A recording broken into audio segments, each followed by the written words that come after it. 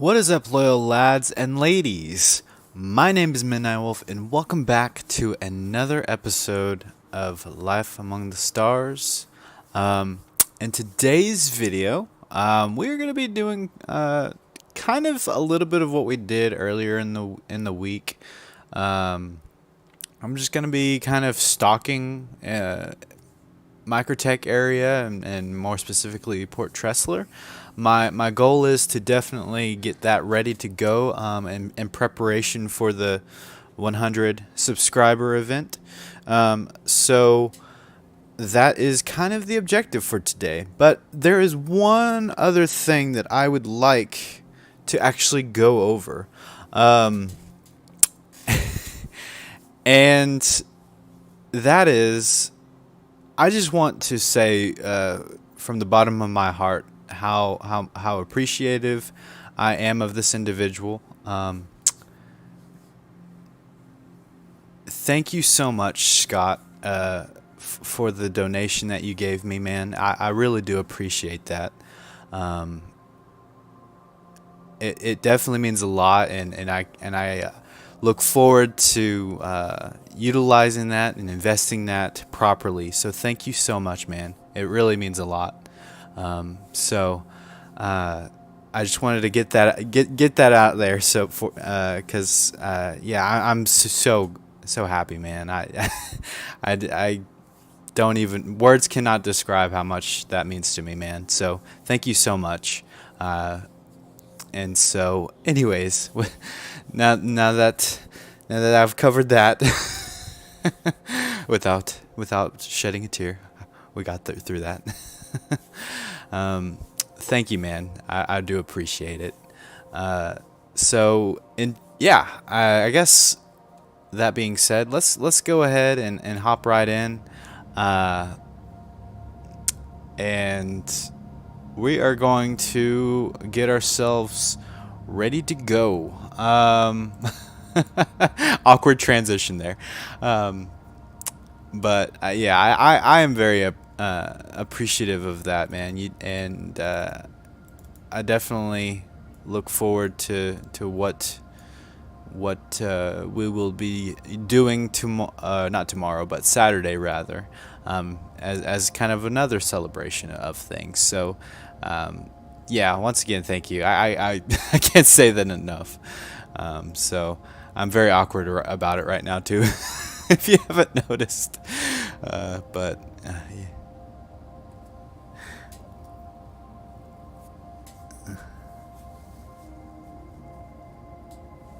Hey, I appreciate that, man. Yeah, absolutely.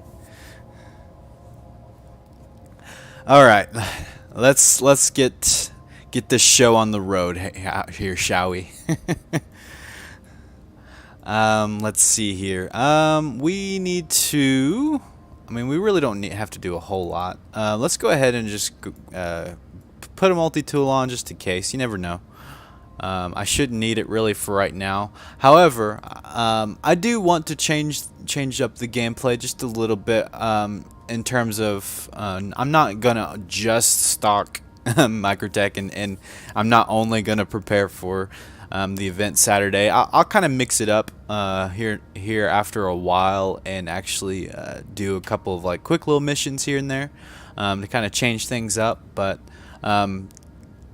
first things first, we're gonna go ahead and head on over to Grimhex, get a couple of armor pieces and that sort of thing, and then head on over to Port Tressler. So that's the first objective. I'll go ahead and equip some med pins just in case I get into some trouble here. Yeah, that should work. And I need a gun, actually. I think I equipped Uberev ammo, so let's go ahead and equip the Uberev pistol. That should be fine. I should be able to at least have some form of defense against enemy people, which actually looks like I have some inventory that was left in this armor set. So I'm gonna go ahead and transfer that over so I don't lose it.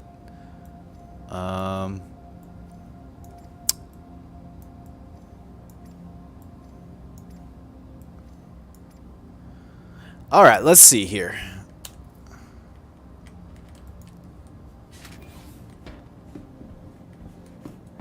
Let's see. So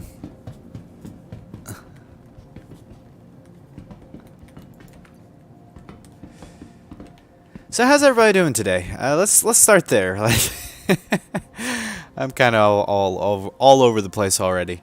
Yeah. So yeah, how's everybody's Wednesday going? Actually, I had to think about what day it was actually. And while we wait for the response, I'm doing pretty well. I found out today that tomorrow will be our last day at the Carvana job site. So I am super excited about that, because what that means is I actually get to go back to a normal schedule, hopefully. We're gonna I'm assuming that the normal job schedule, or the what's to come, is going to be a normal job schedule, because the company that I work for, I always keep wanting to say the company, but I'm trying to prevent that, so that way people can't like investigate and find my face before it's ready to be revealed, kind of thing. So anyways, the company that I work for, they don't normally do like 10-hour days. They usually just do normal 8-hour days, Monday through Friday. And so we had been helping a different electrical company out these last several months, and so that's the project that we are finally finishing up. But they of course are doing like 10-hour work days, and Monday through Saturday. So as far as I'm aware, after tomorrow, it's going to be 8-hour days, and I get to have my Saturday back, which I'm super excited. I've been longing to be able to have a Saturday. It's just something about having the time, some actual time off there. I'm trying to adjust some of the music volume, by the way. That's why I stopped in my tracks there. Let's see. Let's see. Your game was acting up Tuesday. You could not log in. You ended up uninstalling. Oh, that's not good. Hey, doing well here. Nice. That's good to hear, man. Hi, Wolf. What's up? Howdy, Nick. Welcome back, man. Oh, no, Scott B. Did you try the verify option? Hey, Nick. Howdy, Nick. Hey, sup? Yep, I tried all the normal things first. Oh. Wow, that's interesting. I wonder what happened there. I have, well, that might have happened to me a while ago, if I remember right now that I think about it. I was about to say that I don't think that's ever happened to me, but it might have one time where I had to actually like re-download it or something like that. I think it was like I was updating Star Citizen, and like I think before the update finished, I think we had like a power loss or something, power failure during it, and so then it like corrupted it or something like that, so I had to re-download it, if I remember right. And it may not even been Star Citizen, but I think it was Star Citizen. I'm like 80% certain it was Star Citizen that happened to. So, but yeah, that was a while ago though. All right, so yeah, we're gonna kind of wait. I should have done this before the stream began, but yeah, we're just kind of enjoy the nice, beautiful landscape here. Well, landscape. I say landscape as if there is land here, but I mean, as you can see, I mean the closest thing we have to land are big rocks in the vastness of space here. My bad there. So I got to thinking about a good location. So after this event, I'm thinking about making Hurston L4 kind of a secondary base of operations, because it's like relatively close to Microtech. I mean, it's still pretty far away. Microtech is kind of off on its own. But then you have like Hurston and Crusader all like pretty close to each other, and Hurston L4 is just kind of right smack dab in the middle of these three. Obviously, ArcCorp's kind of the outlier in this sort of thing, but I think Hurston L4 would be a great place to at least stock up on a decent amount of supplies. That way, if I need to take some to Hurston, you know, I could totally easily do that. If I needed to take some to Crusader, I could pretty easily do that, or go to Microtech. So it might be a good place to set up a shop and actually store up a good amount of supplies there.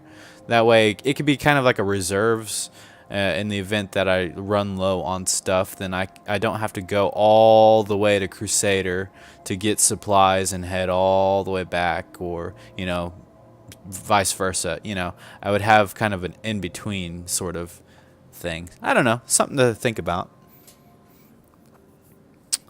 I'd hate to uninstall and reinstall the game. Space Clouds. It's only what, 60 gigs or so. Did you all hear the 317 news? Which news are you in reference to, actually? Because I actually did hear a couple of really good things about the news. I know, like, there's Quanta coming in. For a second there, this guy looked abnormally large because of where he was standing. I thought he was like way over there. That was a weird perspective thing.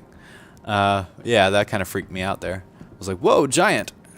But yeah, I've heard a little bit actually about the 317 news, but is there something specific? Oh, vehicle weapons and components. Yeah, I did hear about that. Yeah, that is definitely going to be a game changer for sure. I definitely look forward to, like, the more and more physicalized things get within the game in terms of the inventories and stuff. I think that's going to drastically change the dynamic of the game. More specifically, I'm looking forward to the ability for pirates to actually be able to pirate, because although I'm not a pirate myself, if piracy increases, then the need for me and my group increases. So it's kind of like a mutual kind of symbiotic relationship, I guess.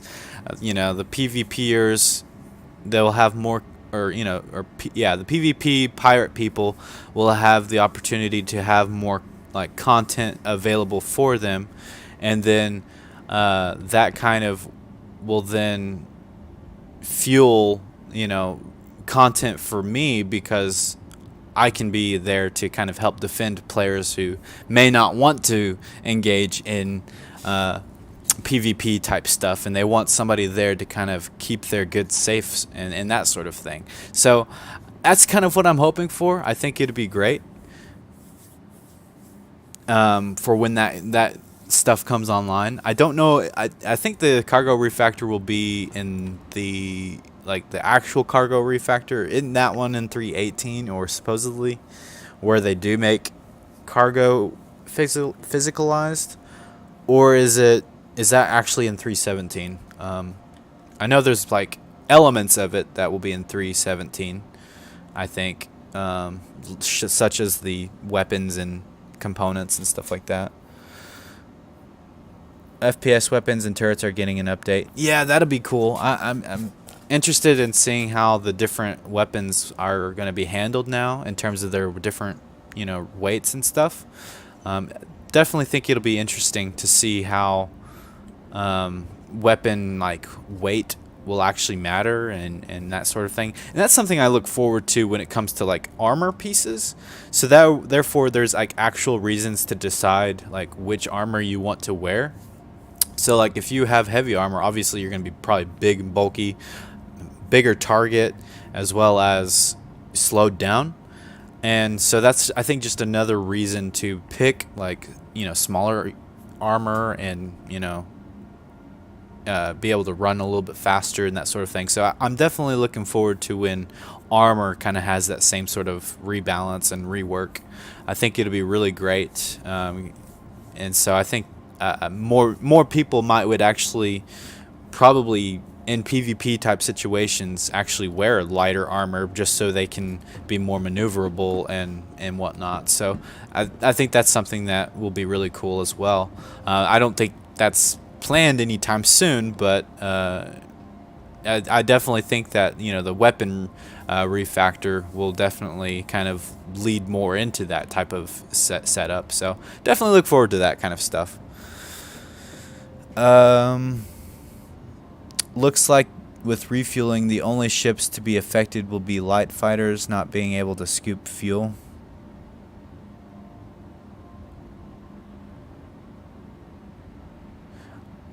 Speaking of armor, only Grimhex and Crew L4 sell Inquisitor. Really? Okay. Where is Crew L4? That's actually good thing to figure out. There's L3. It's basically in the same area. So that's funny. It's like, well, you kind of have to go further just to get to your gear, kind of thing.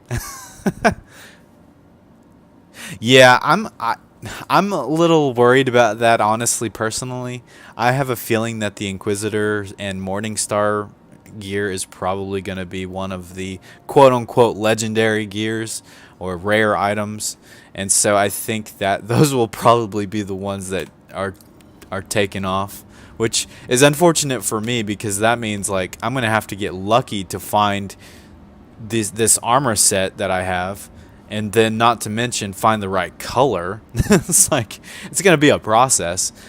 So definitely gonna make it to where I think, well, if I die, I'm more likely to go and try to get my stuff back. Otherwise, I'm gonna have to sit there and try to find more of the same sort of gear. So that maybe that's a good reason to like completely do a lot of stocking of this gear before it goes to or becomes rare and is removed from the menu. That would probably be a good idea, honestly. All right, let's finally ready to go.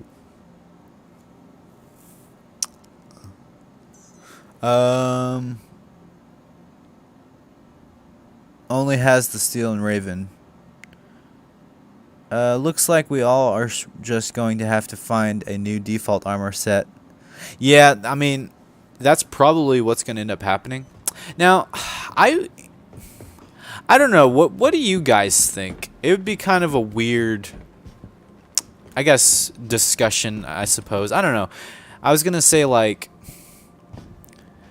do you think that CIG should monetize some like armor and like in terms of like you can buy a set of armor to have tied to your account or like a style in that way, but you can only do it like one time. So like once you decide which armor you want, you can only do it like one time per account. I don't know. That's, I mean, it kind of defeat the whole idea of preparing and stuff like that.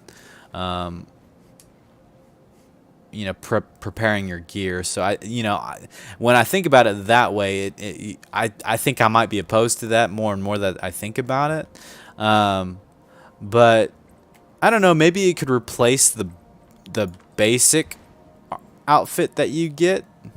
However, you don't normally get armor though from the normal, like when you die and respawn kind of thing. I don't know.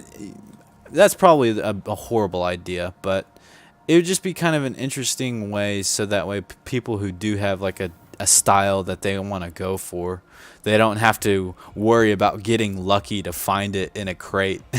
It's like kind of something. I mean, I guess it would make you value that armor set a lot more.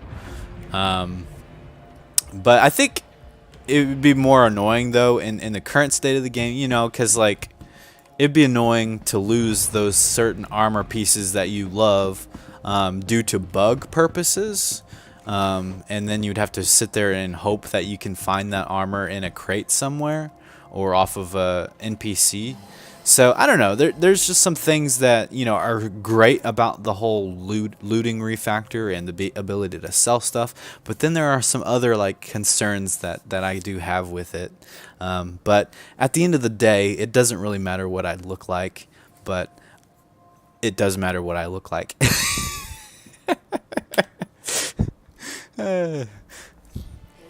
If you know what I mean.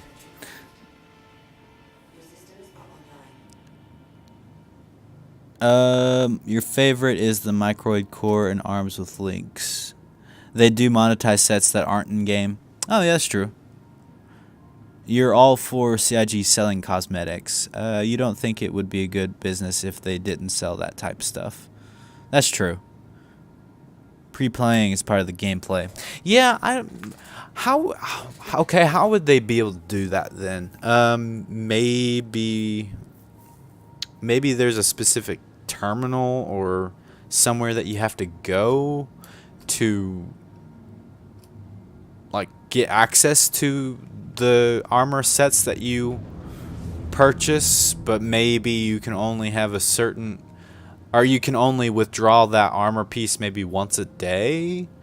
That might be something so that way like once a day you can kind of stock up on that armor set.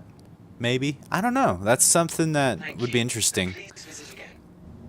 I mean, these are all like ideas that will probably never be considered in NCIG's mind, but it's definitely something I think is interesting to talk about, because like people like myself, they do tend to care about the way that they look and kind of how they want their character to kind of be presented to everybody else. And so it's like the looting and changing it to where some armor is not available in shops would be kind of an unfortunate thing for people like myself.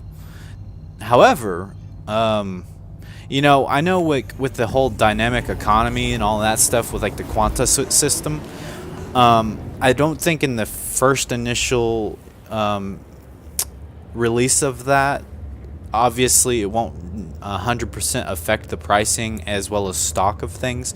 And I think they've even said that in 3.17, whenever you sell an item, it doesn't actually add to the shop inventory. However, I would imagine that maybe in the future, whenever the next version of the quanta system and the loot selling systems come online, we might actually see that it does affect the stock of that particular item. And so I could totally see people maybe farming certain armor sets and then selling those to vendors, so that way other players can come and then find that armor set within that store. So therefore there's an actual other way to obtain those certain armors that's kind of along the lines of the old way of obtaining stuff, which is through the shop terminals and stuff like that. So I don't know, it'd be an interesting thing. I think that would be one good thing about the future of how the shop inventories and all that will be dynamically changing and altering and that sort of thing. When we get our persistent hangers, it would be nice to have a mannequin to show off the epic armor sets we collect. Absolutely. I definitely look forward to stuff like that. I think that will definitely be something that is really cool. And honestly, I'm really hoping for armor sets that are incredibly rare. Like something that people can come across but it's like maybe like 1% of the people that play this game, something crazy low like that. I think that would be really cool. But there would be so many of those rare types of armors that there would be a variety of armor sets within the game that are rare, that somebody found or somebody looted off of a dead body, or something along those lines, and kind of continuously flows within the economy of the game. I think that it just sounds really cool. to me, and I hope to see that, and I'm hoping that you know the armor sets do expand drastically, where we see a ton of new armor sets and styles and things like that, because the more armor sets you have within a game, the more unique characters will start to feel. Because, you know, the chances of somebody having an Inquisitor or Morningstar helmet are pretty high, or really a lot of the other armor sets too, like the one where it has that hood and like almost like a small little cape kind of thing. It's probably more like a trench coat with a hood. I mean, it's kind of that sort of thing. But you know, that particular armor, I think I've seen quite a few of people like rocking that style as well. So the more, obviously, the merrier in variety. We will start to see characters. I mean, don't get me wrong, there's already a variety. I mean, you can mix match different armor sets to come up with a unique style with what we've got. But just think how awesome that would be if we just all of a sudden see a bunch of armor sets dumped in, and different rarities and all of that stuff, that kind of changes and makes characters more unique. Don't know about you guys, but I am ready to sell and clear out your inventory. thought with 317 some of the armors won't be available to purchase in stores anymore. That will be the case in 317 actually. There will be certain ones that will be removed from the stores, so that way you can actually find them. I just have a sneaky suspicion that the armor sets that I like are going to be the ones that are a part of that list, and it will be nearly impossible probably to find my armor sets probably going forward, which is, I guess, fine. It just means I'll have to change my style, I suppose, until I can stock up plenty of the armor set that I like. But I don't know. We'll see what happens. There's maybe my armor set will be untouched, and maybe I will be able to buy it. Who knows? I'm hoping that's honestly the case, but I have a sneaky suspicion it will be one of the ones that gets thrown off into the deep vastness of space. Hey, what up? I don't know how to pronounce that. New guy MMO, maybe. Welcome, man. Welcome to the stream.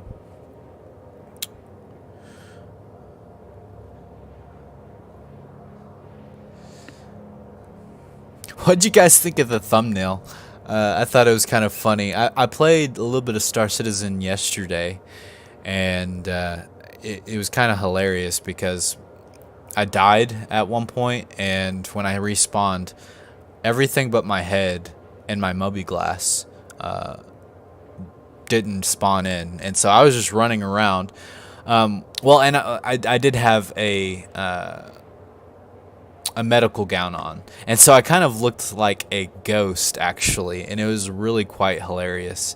It looked like I was just kind of floating around, and then I removed the gown, and all that was visible was my head, and so I was just this floating head. But when I had the gown on, I went prone, and I looked like a zombies crawler from like Call of Duty Zombies and stuff like that. It was pretty interesting. Kind of wished it was I was streaming during that whole thing, because it would have been pretty funny. You really need to upgrade the QT and not get a crossfield at PO, bro. You know what? I should totally do that. So I'm gonna take your advice, man. And I think I'm gonna do that real quick. It shouldn't be too terribly expensive. I think it's fair to say Inquisitor is coming off the list. It is already a rare to basically one location. Yeah, I definitely agree. I think it is gonna be off the list. But who knows? Maybe. Well, here's the thing. There needs to be a way to customize the color of things. Maybe not a total customization, but maybe kind of similar to how you can buy ship paints in terminals. So if you do, for instance, find your armor piece somewhere in the verse.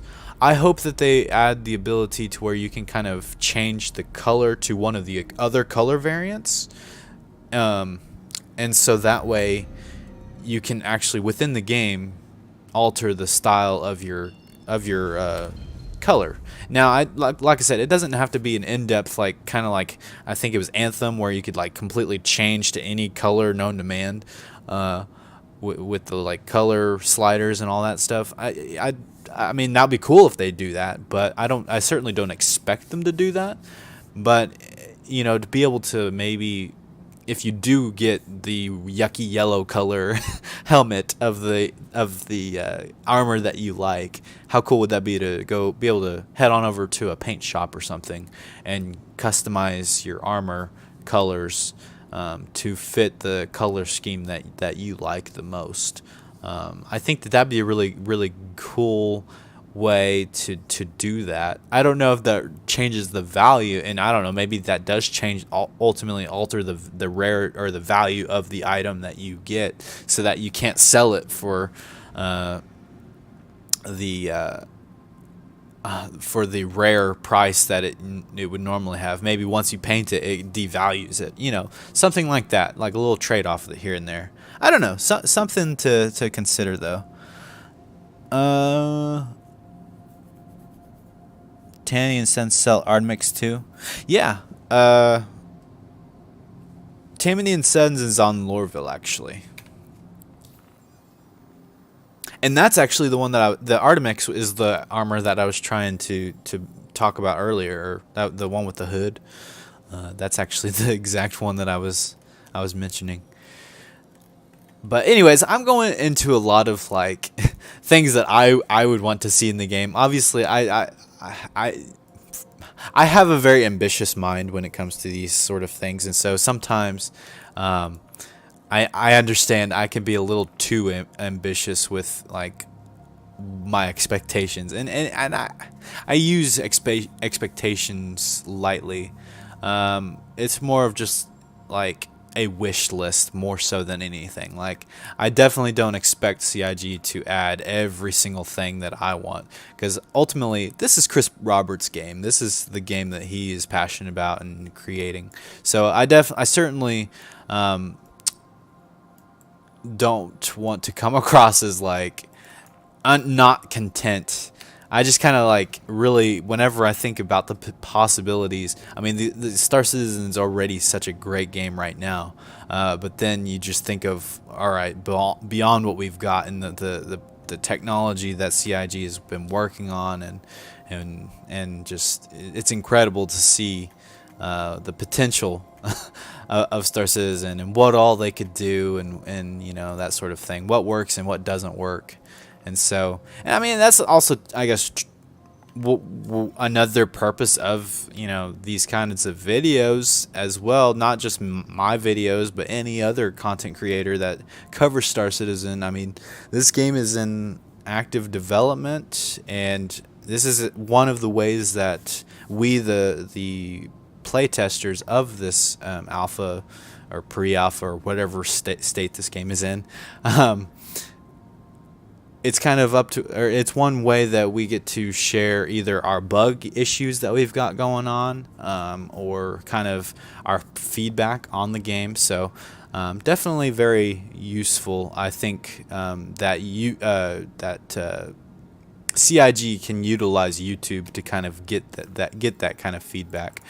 All right, let's see if I can figure out why it won't let me go to where I need to go. I'm trying to get to Port Olisar real quick, but it's not letting me. Let me try to go to this Comare.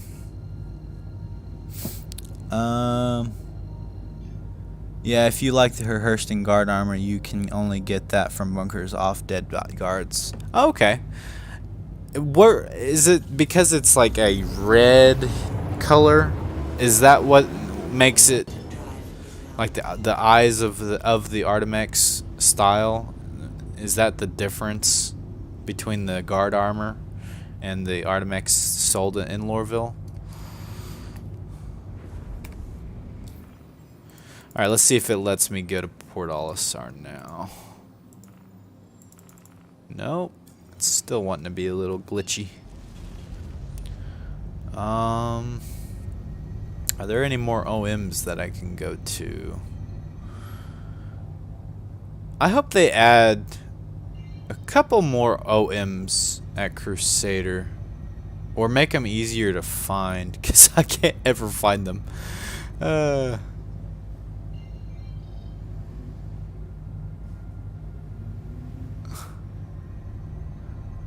Like, I think I've only found one OM. Oh, here's OM1. But it's obstructed. It's kind of bizarre. There should be another one within line of sight. There's OM6. So there's technically, I guess, 6 of them. But for some reason, I can't seem to ever find any of the other ones. I always have this problem when I come to Crusader. Let's see here. Is it mixed up in all of this stuff? Whoops, didn't mean to shoot. Oh, there's OM3. Hey!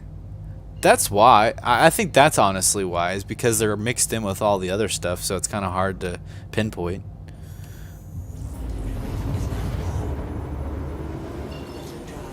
Maybe that's a good suggestion. Maybe like whenever it comes to the nearest quantum jumps that you, the quantum jumps that you can go to, maybe CIG can like change the color to like a green or something, so that way it's easy to identify and it doesn't blend in with all the others.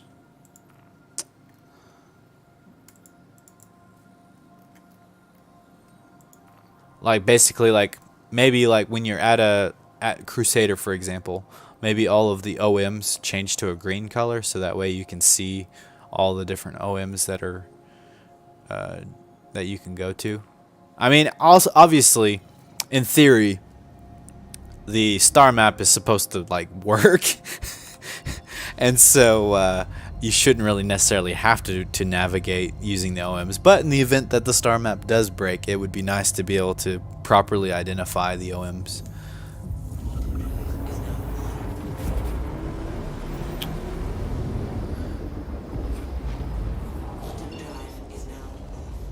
Quantuming, QTing to Crusader drops you too close to the planet. Oh, okay. Look for the larger diamond shape. The OM marker is the larger of them. Okay, that makes sense. Thanks for the tip. I've never... Oh, I guess I just never thought of that.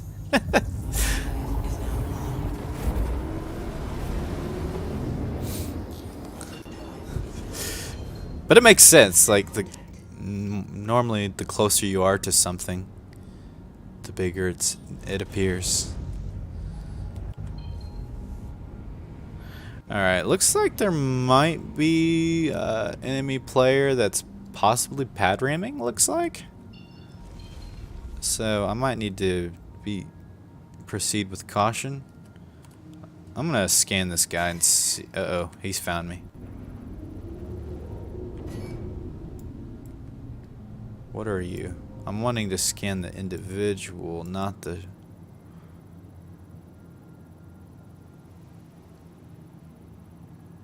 It's a retaliator? Is that right? No, it scanned the wrong person. Oh, there we go. What ship is that? The Anvil Hawk. Okay. Oh, it's a fighter too, so he might have the advantage over me. I gotta be careful. Yeah, if he can get to my... If he can circle around me really nicely, he can totally take me out pretty easily. I gotta definitely proceed with caution. I'll go ahead and hail. I think if I keep my distance and keep him in front of me, I might be okay. Looks like somebody else is engaging in the fight, so maybe that's my cue to hop in. If I was in my arrow, I would totally like stay around or stick around and possibly fight this guy.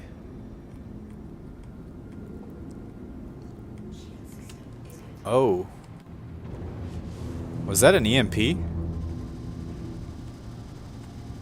Oh yeah, this person's totally pad ramming.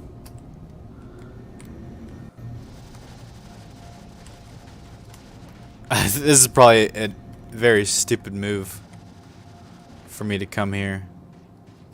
Oh. Wait. Why is... Oh, now it's working.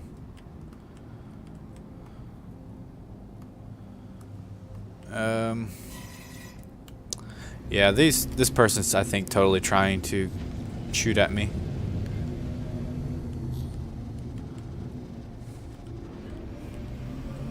I definitely got to be careful. This guy's making me nervous. Oh, yep.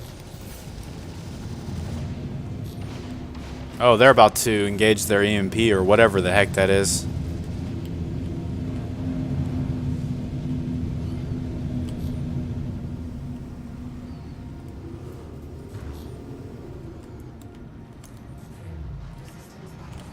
Oh crap, I think they did do it.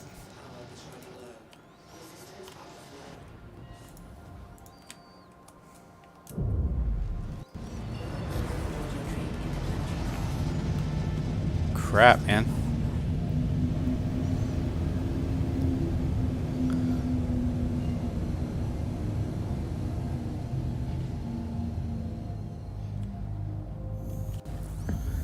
Alright, I gotta regroup.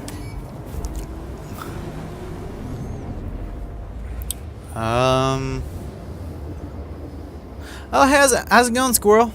Welcome back, man.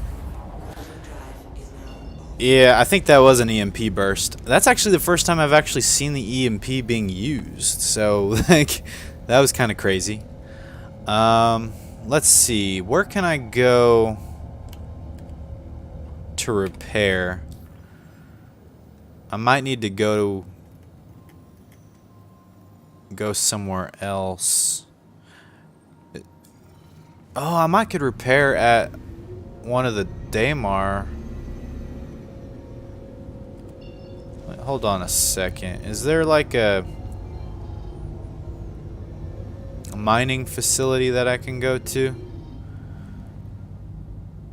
Mining facility. I might could go there and see if it'll allow me to repair.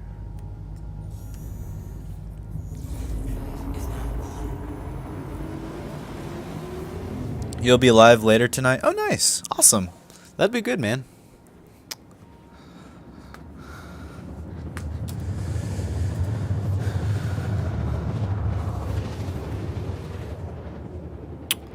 Alright, so yeah, I'm going to head on over and see if I can repair a little bit. And then I'm going to head back and...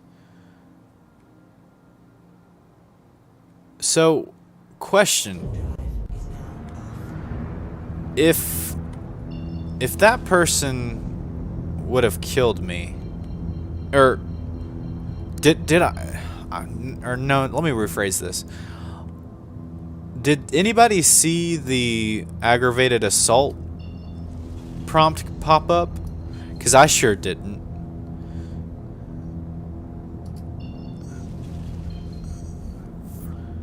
So that's the one area of like PvP that kind of concerns me. Now, if he's a criminal, he's not able to press charges, right? So in that case, like, I would be okay to attack.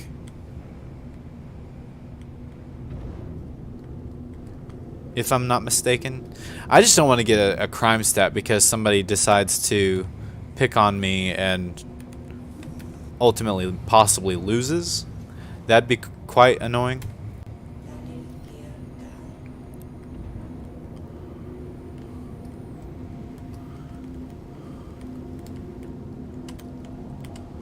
Alright, I'm going to see if I can repair here. I hope I can. Oh, I thought I... Is my landing gear not on? Oh. The last couple of times that I've landed, it felt like I wasn't properly landing. I can repair here. Cool. And I'm actually kind of tempted to get out my arrow and see if I can go deal with this guy that's causing problems at PO. I don't know. What do you guys think? You'll try not to snipe somebody, or snipe the wrong person with the railgun. Nice. Let's see here. I'm gonna land my ship over here for now. I think I'm gonna try to go deal with that person. Somebody who's trying to take advantage of PO. Let's turn the engines off.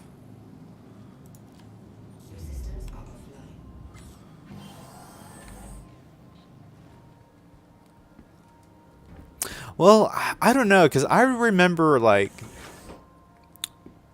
one time defending myself and I ended up dying, or I ended up killing them, and yet I still got the crime stat.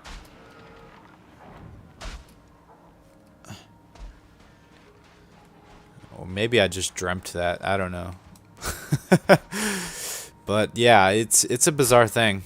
Let's see if I can get my arrow here. Oh yeah, it's gonna take some time.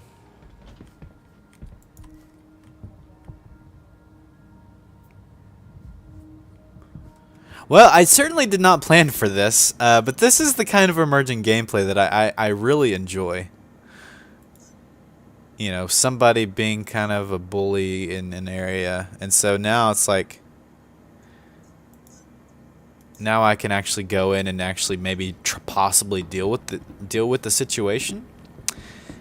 And so yeah, this is kind of cool. Like it completely disrupts my plans right now, but you know, it's totally worth it because it's emergent. And that was definitely one of those kinds of situations where my lack of knowledge that the Hawk had the EMP burst. I knew that was a thing, but I've never seen anybody use it. So that was the first time I've actually been EMP'd before, and so that was kind of interesting. And now I learned from that, and I should be able to possibly put up with it with the arrow. I hope.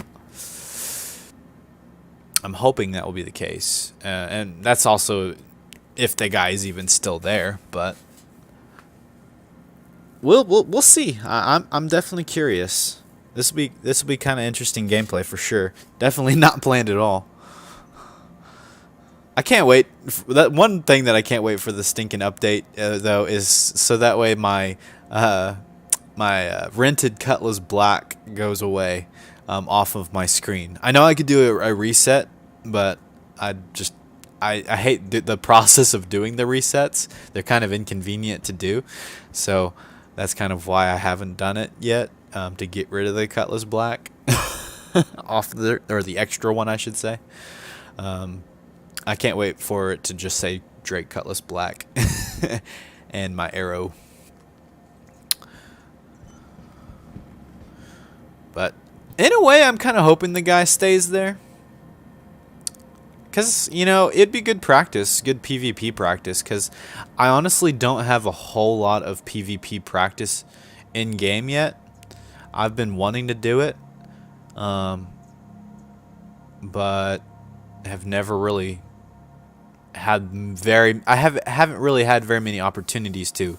And normally when the opportunities have arisen, I've never, like, had my fighting ships ready to go to be able to do that. Our automated system is unable to access that ship at this time.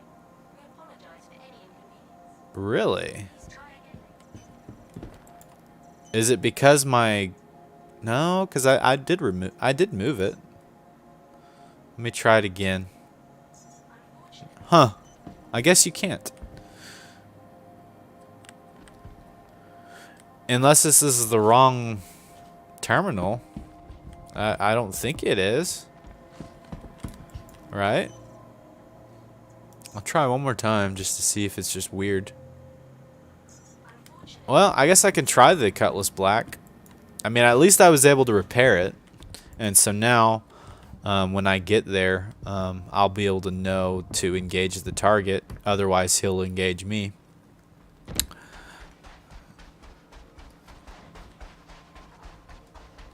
I just gotta watch out for that EMP burst.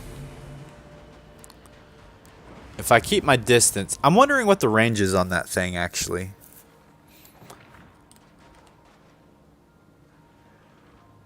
That ramp seemed to have dropped really slow compared to normal.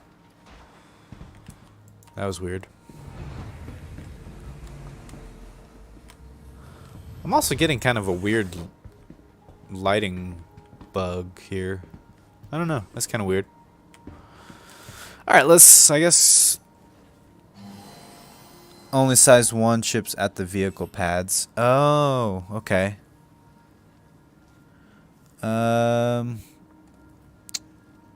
So is there another terminal then that I can go and hail it? You will happily practice PvP with anyone here. I need to learn how and improve. Yeah, same here. I really need to improve on that in that area as well. There's some things that I need to learn. Well, I guess we'll just try to deal with the target with the Cutlass Black. I mean, I could go to Grimhex and go and get my arrow from there, but I don't know. We'll just see. If I die, then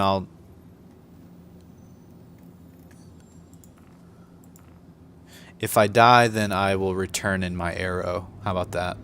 I mean, yeah, it'll be kind of a long distance to travel, but I'm kind of thinking that it'll be okay. You remember ground vehicles being size 0? Oh, nice.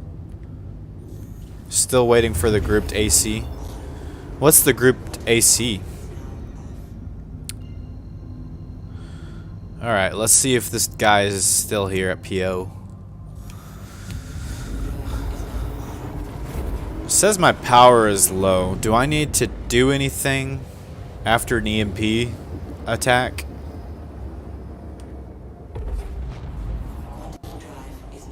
Wait, did I just like pass PO?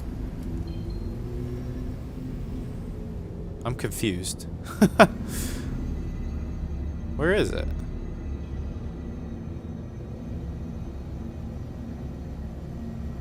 What? Where did it dish me out at? I'm so confused. I don't see it.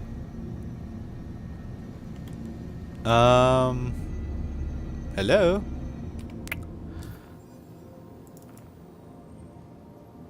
Multiplayer arena commander. Yeah, that's actually a pretty good place to do that kind of thing at, actually.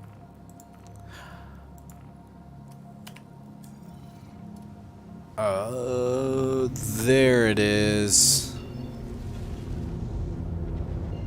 It just dished. I could have sworn I spooled towards Port Olisar, but I guess I didn't. Alright, is this bad guy still here? Oh yeah, he is actually.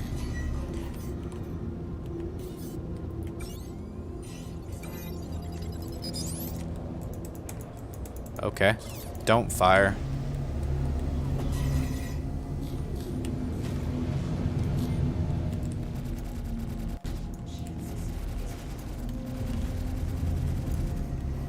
Oh, he's about to go EMP.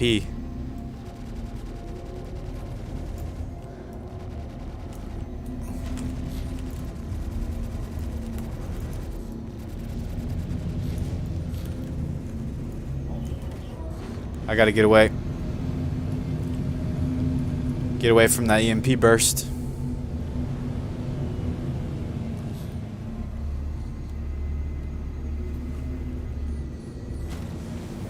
I don't know what the range is on that. So if anybody knows the range on that, Oh, looky there. He left.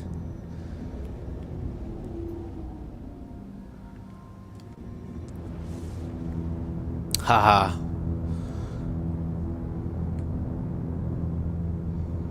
We have reclaimed it. PO is now ours again. Back in the hands of the people. At least for now. Well, that will probably change. But while I'm here, I could probably go ahead and claim my arrow. Oh, he's back. That was fast. That was short-lived. Dang, his pip is way over there.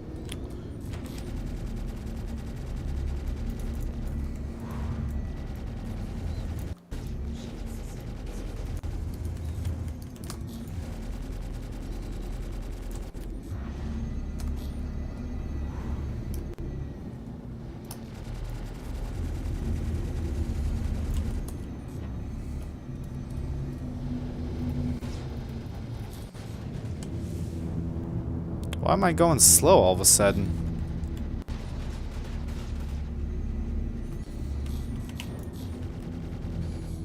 Oh, yep, he got me.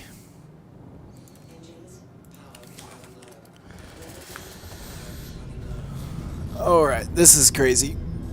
Alright, hopefully the other guy can help me out with this. Ooh, he took out one of my engines.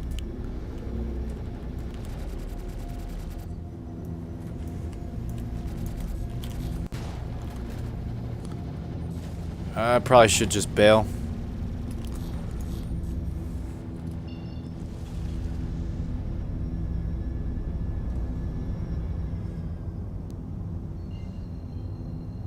I'm in really bad condition. He's probably about to take me out.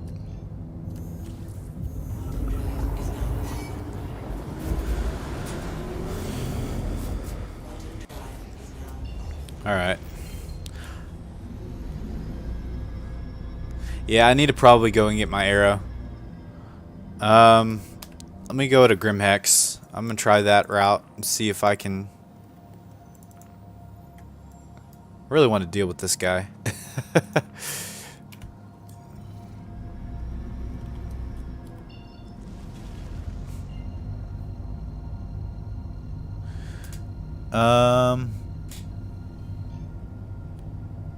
You think lots of people join Free Fly and Arena Commander just to practice? That's actually not a bad idea. If you're somebody who doesn't have the game and has a PC that's good enough, definitely I would recommend doing stuff like that if you want to get good at PvP type stuff. I want to do more PvP stuff, honestly. I think it's fun and it's exciting. This fight has actually lasted a decent while and nobody's really quote unquote won yet.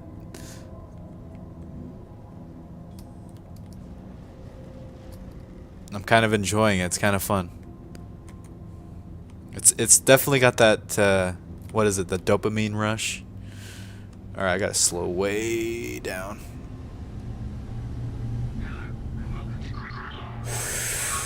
I may not be able to.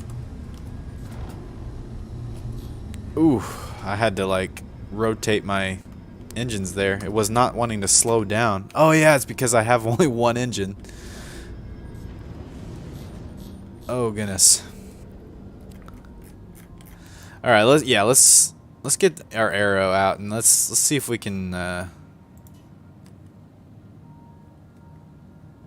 let's see if we can do better damage with the arrow. I'm hoping I can.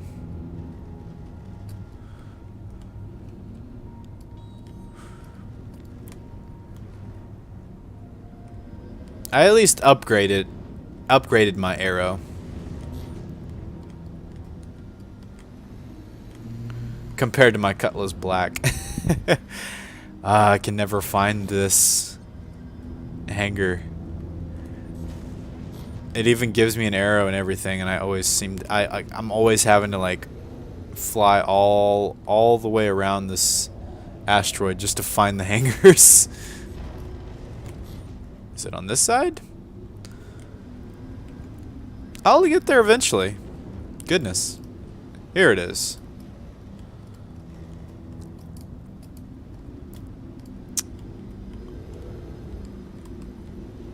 There we go.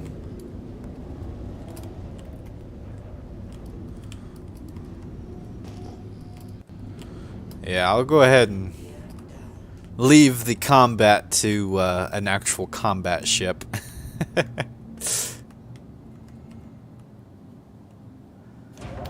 Alright, let's go ahead and repair all that good stuff. Oof, 4,000 just to repair.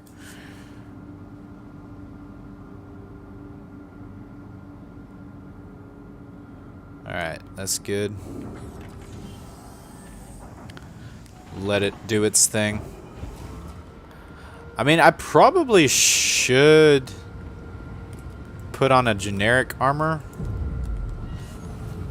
I'll be fine. I mean, if I die, I die. Kind of thing. But I can go at least set my spawn here at Grimhex as well while I'm here. Might as well do that while I wait for my ship to claim. But I gotta be more careful because that EMP burst, it can be pretty deadly. Alright, I'm gonna go ahead and store that, and then while it's being stored, claim the arrow. File claim. I'll wait to expedite because I don't know how long it'll take to do this. We'll see.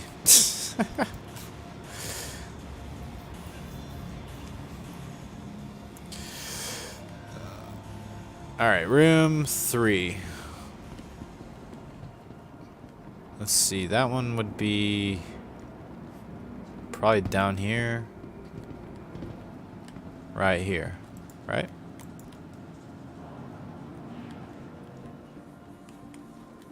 Hopefully this terminal works this time. The last time I tried to use it, no. Looks like I have to do it from the bed still.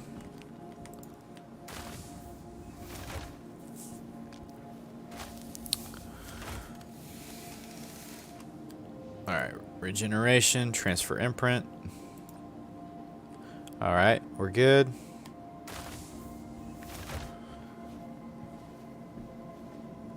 Hey, how's it going, Ryan? Welcome back, buddy.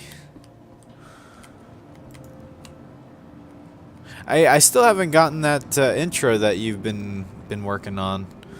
I don't know what's going on there. Let's see here. Oh, that's restrooms.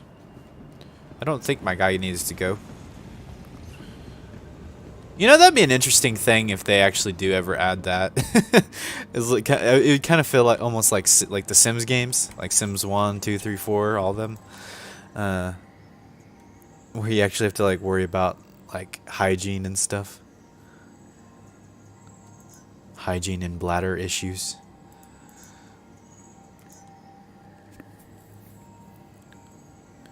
There's a regeneration terminal upstairs. Really? I did not know that.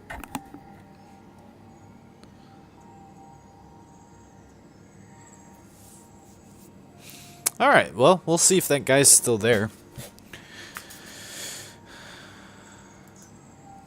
I mean, at the very least, I could buy... If I am able to successfully get to PO, I could probably buy the...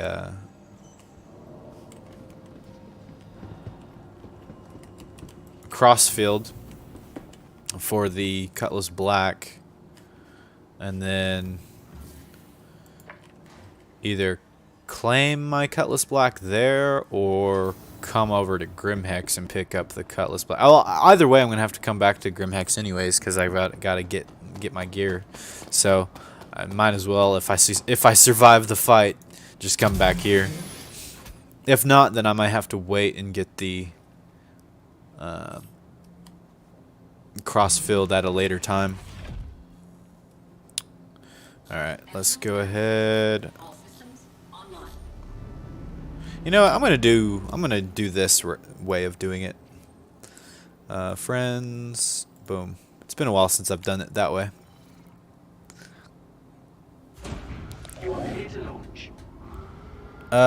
You just got it to send, or at least it says it sent. Oh, nice. Okay. Yeah, I'll definitely take a look at that. Wait, I just pressed the wrong button.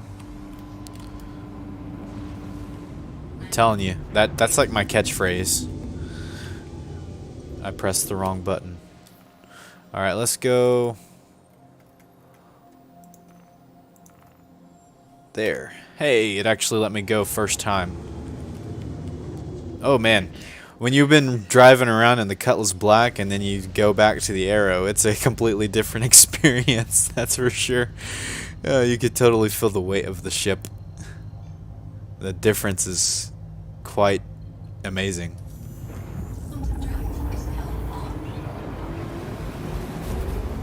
Alright, so I'm going to put a little bit more power into guns. For now. Because I want to be able to, if I get close enough, I want to be able to, you know, unload a bunch of bullets into this guy.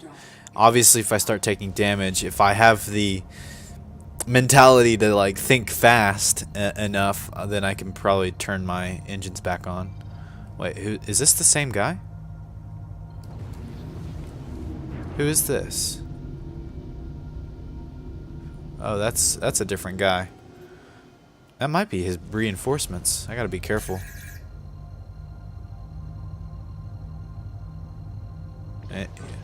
Uh-oh.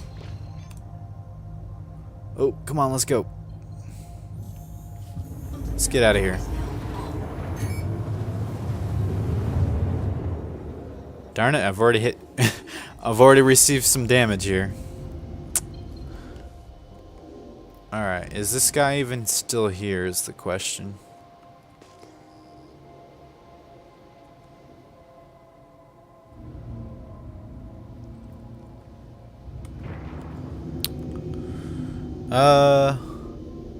I'm going to load the Carrack with the teal armor from the baddies in the bunker for Saturday. Nice! That'd be cool. I want to know that the video I sent is not much, but it's something. Hey, you're good, man. I'm sure it's really good. You're very talented when it comes to stuff like that, so I do not doubt that one bit. I think it will be great. Let's see here. Looks like the guy is not here. Of course, when I'm actually in my fighter ship, the guy leaves. I guess I could have attacked that Gladius, but from what I understand, I think the Gladius outmatches the Arrow. So I may still be underprepared for this. The Gladius would be a nice ship. I hear it's like better for PvP compared to the Arrow. Oh, I hear shots firing.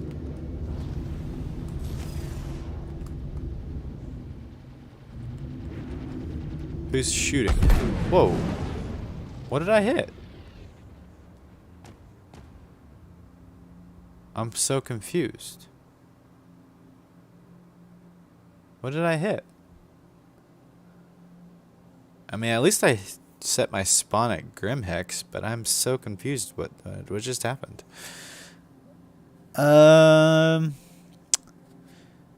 How's y'all's day going? Hey, it's going well, down well. It's not too shabby. I just blew up for a random reason, but other than that, we're doing great. Oh, goodness. Avert your eyes.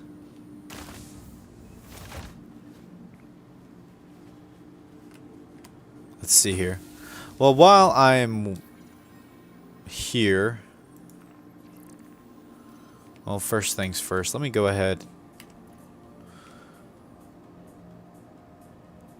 Undersuit. Do I have any of the undersuits? Yeah, I do, actually. I'll wear... If it lets me, of course. Let me wear this. There we go. Yeah, I should have plenty of my armor. I mean, it's probably stupid to load up on armor that I could easily lose, but I mean, at least I'm in the area that I can just buy it, so it's not going to be too big of an issue right now.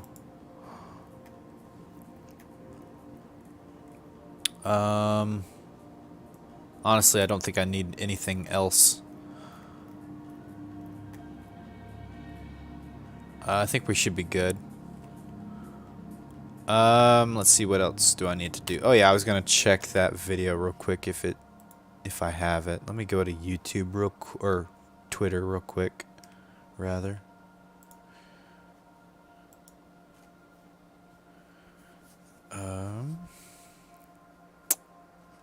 Messages. Yeah, I still didn't get it yet. It's probably somewhere in the World Wide Web. Yeah, that's the terminology I'm going for. The World Wide Web. somewhere out in the verse, making its way here. Maybe. All right. Oh, never fly through the rings, desync. Ah, that makes sense. Sometimes I've been able to fly through them and be okay, but yeah, I'm sure that was a major desync issue for sure. So apparently there's a terminal you can go to set your spawn. Is it this one right here? Oh yeah, you can. That's cool. So you don't even have to go to the bed and do that sort of thing. Huh. Makes sense. Well, that I spent all that time waiting for my arrow. This is becoming a very expensive PvP fight that we've got going on. I'll see if I can fight this guy still. I'll see if he's back. I don't. Does anybody remember the name of this guy? I hit PO, and I hit it full force. It's Discord? Oh, okay. I knew you tried to send it via Twitter too, but I guess it didn't go through on Twitter either. Let me check Discord while I wait for the ship to claim. I guess while I'm here, I could totally claim my Cutlass Black. Oh wait, it's here. Never mind. I'm an idiot. Oh, here we go. All right. There's two of them.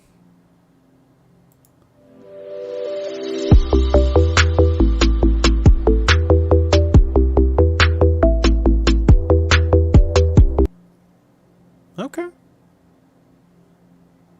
I like it. I like this music.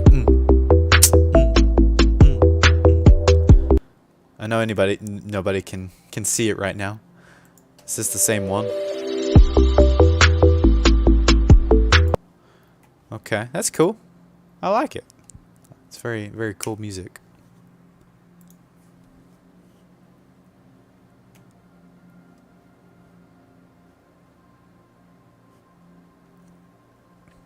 Could you try sending it again through Twitter? I think Discord greatly reduces the quality of it in terms of the pixels and stuff, so it's very pixelated on my end.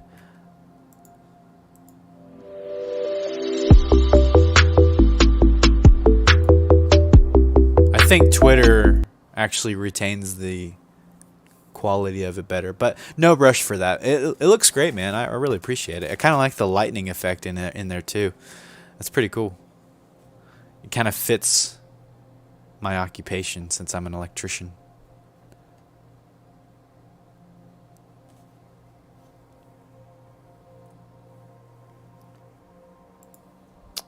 I like it, man. I appreciate you doing that for me, man.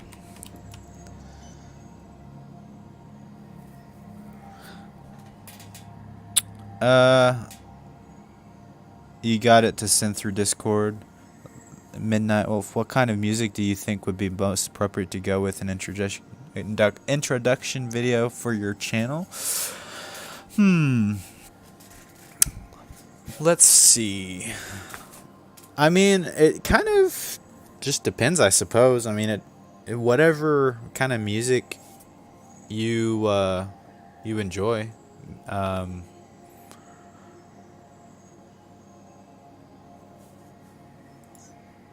That'd be cool.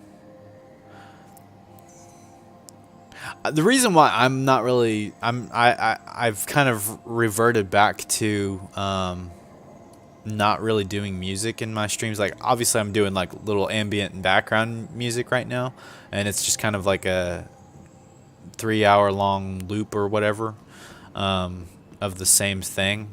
So, and it may be too quiet for you guys to hear, I don't know, but if you can hear it, if it's getting annoying, just let me know and I can maybe change that or something. But I've been hesitant to do the music stuff because, like, every time I've included music in my my videos, and yes, I just had to look back like 3 or 4 times just to figure out which hanger I was going to.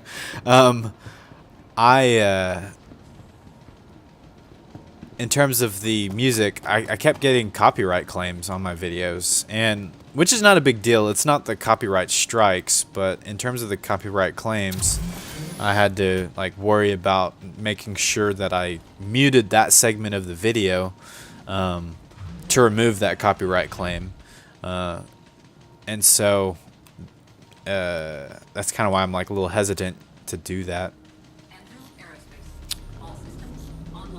Looks like there's like a PvP going on right now, right outside the doors here. Should I stay or should I go? Do do do do do do.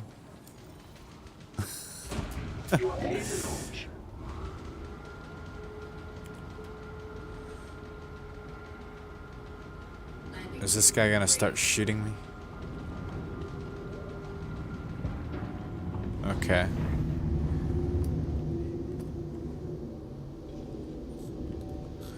Well, I'll try to make my way back to PO if I can.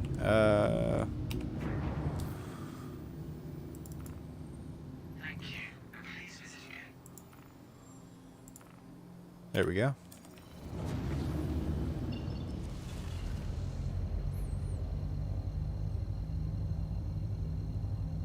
You tend to like rock, metal, and synthwave. I like some synthwave. Synthwave is pretty cool.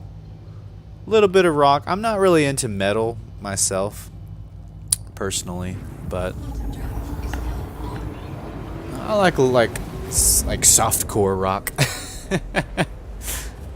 Not as hard as a rock.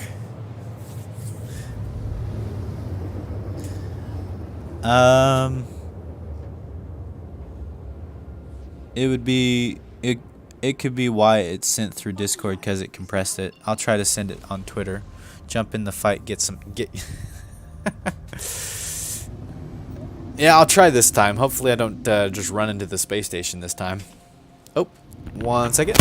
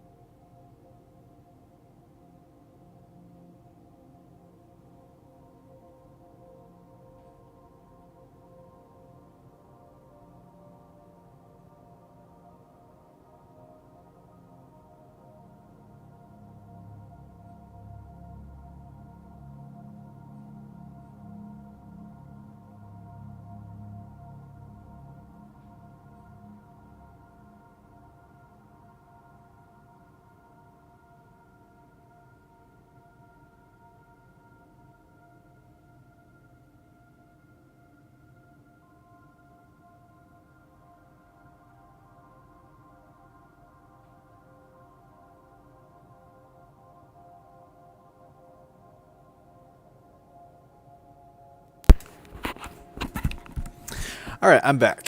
My wife came home, so I said hi.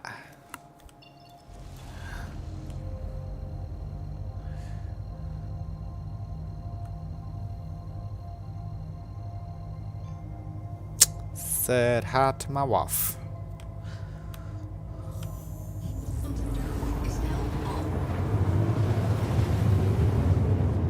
Jump in the fight. Get some.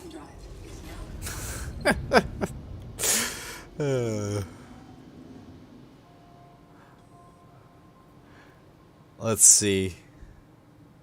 Where is that originally from? The phrase.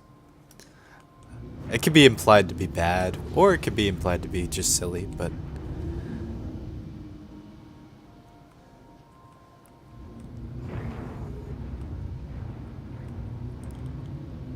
well, it doesn't seem to be. That pirate seemed to have left, so we should be good.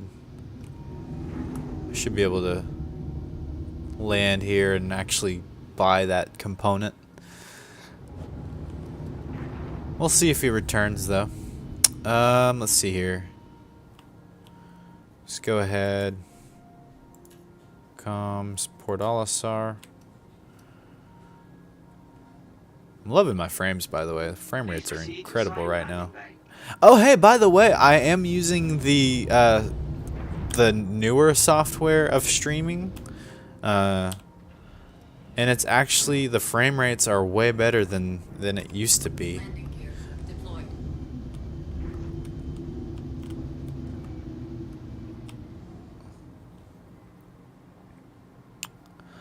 Because, like, I tried this software a while back, and like every video that I was doing with it was like 13 frames a second type stuff. But now, like, my frames are actually pretty clear, so I think I found kind of the method that kind of works for me to kind of make sure my CPU prioritizes Star Citizen over other applications. I think that's why, because I think, like, if you boot up Star Citizen first, your CPU like automatically prioritizes that, since it's the first application. I could be wrong on that. I'm not like totally tech savvy to really know how all that works, but that's just kind of a speculation I have. Because it seems to do better whenever I do that. Anytime I boot up Star Citizen after a bunch of other applications, it seems to be super laggy. Let's see. Jump in the 15 full sets of Teely pieces. Nice. 48% of the carrick storage, but only 3% of your Port Tressler storage. Huh. Are you guys excited that they're raising the inventory at landing zones to 1,000 storage units or whatever they call it? It's going to be probably big for a lot of people who are who have maxed out their landing zone inventories. Alright, we're here for the quantum drive, a crossfield quantum drive to be specific, and we are definitely going to equip that on our Cutlass Black, which is not currently here actually. But should I buy 2 of them just in case? Yeah, why not? I'll buy a couple of those. Is there any good shield generators I should get on the Cutlass? Is it a size 2 shield?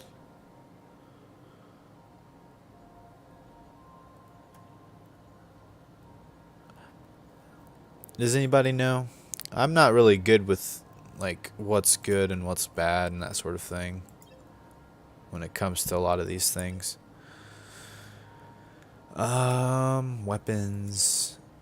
In terms of my Cutlass Black, what size weapons can I use? That's for mining. I don't need that stuff. Guns. What are good weapons for Cutlass Black too. This is from your home stash. Nice. You meant claim it? That's true. I could totally do that right now, actually, and then while I look through a bunch of stuff. Let me know if there's anything I can help you with. Let me do that real quick. I'm gonna go ahead and claim it so that way it comes here to Port Olisar, and then I can equip the quantum drive. I'll do that really quick.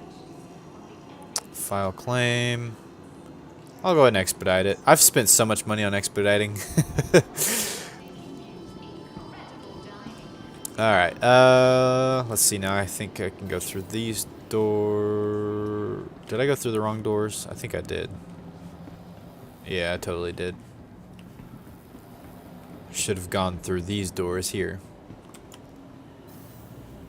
Yeah, there we go.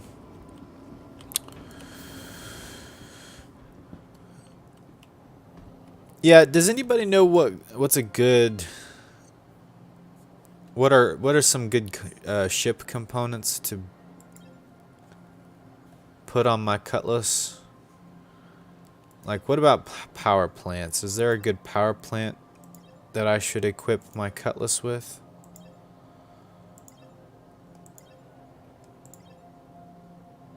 I know, like, military grade is a pretty, or class is a really good one. And grade A, of course, is like the best.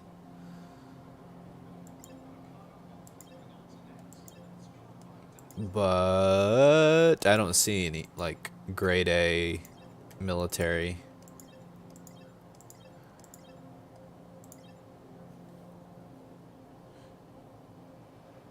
You refuse to fly your Cuddy Black? Really? Why is that?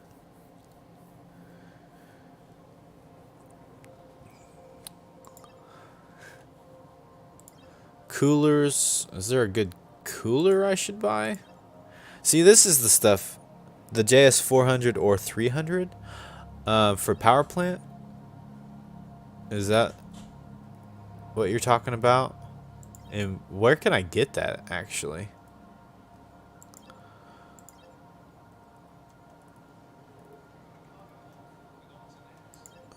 I don't know if I've ever seen the JS 400s.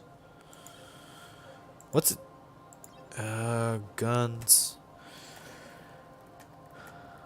Yeah, I need to do a lot more research into ship components because I that's definitely an area that I am lacking. Oh, 1 second.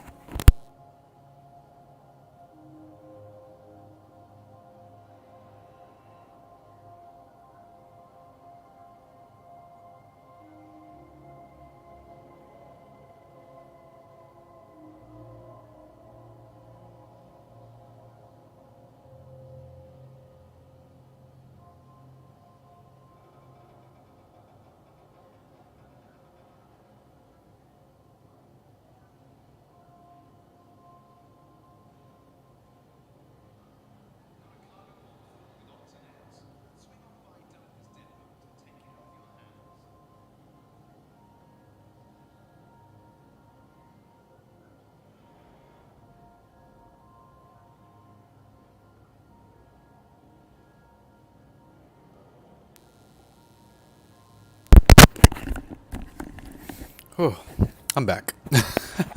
My wife brought me cookies. I didn't ask for cookies, but I'm totally glad she brought them. They're so awesome.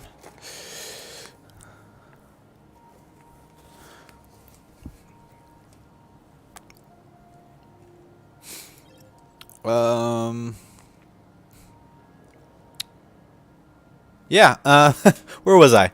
Let's see here. Vehicle guns. So yeah, does anybody know what I should do about a gun? Or not gun, power plant and stuff? Or not power plant. Where am I going with this? Shield generators and stuff like that. Like I've already got the quantum drive for my Cutlass, but what are some good shield generators? my knowledge of ship components is just not very good.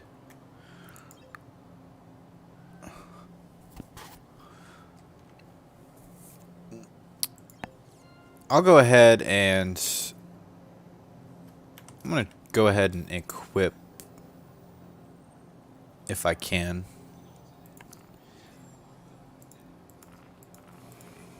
The Cutlass Black, and I'm going to put the Crossfield on it. That'll be good. So now, apparently it should be better.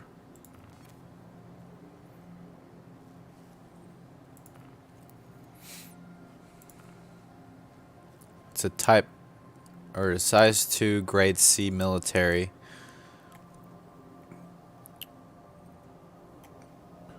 FR-76 shields. Oh, okay. Yeah, let me look at that. I don't think I saw those here, but I'll double check. Welcome back. Thanks. Such a nice lady. FR-76. Were those here? I don't remember seeing them. Yeah, I don't see those anywhere. Okay, I have some options. I'll keep an eye out for those ship components. I could even try Grimhex because I only found out where, like, fairly recently where to get ship components at Grimhex. Because I would never go there hardly, and so I just didn't know. But I should actually go and see what all they've got there. DO2. I wasn't planning on doing ship upgrades and stuff today, but it may be a good thing actually to do so. I've kind of neglected upgrading my Cutlass Black, so I definitely need to do that. So we're gonna definitely take a peek at Grimhex, see if there's any of the shields and stuff that is being suggested that I get. Because yeah, if I could get to where my Cutlass Black is a little bit more what is the word? More equipped for things, that is always a good thing. If other people have, obviously there is an element of skill, of course, or really most of the game is skill, but it definitely helps to even the playing field if you have the better ship components and stuff. Which looks like somebody's back. Let's take a peek at who it is. If it's that one guy that's in that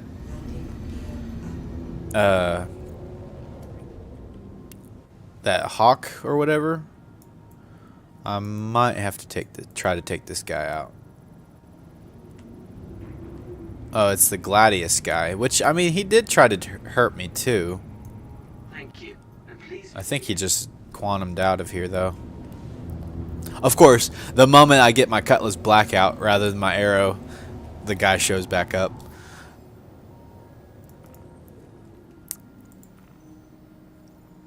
Yeah, I'm going to go ahead and continue on my objectives for the day, because I really need to get prepared for the event on Saturday.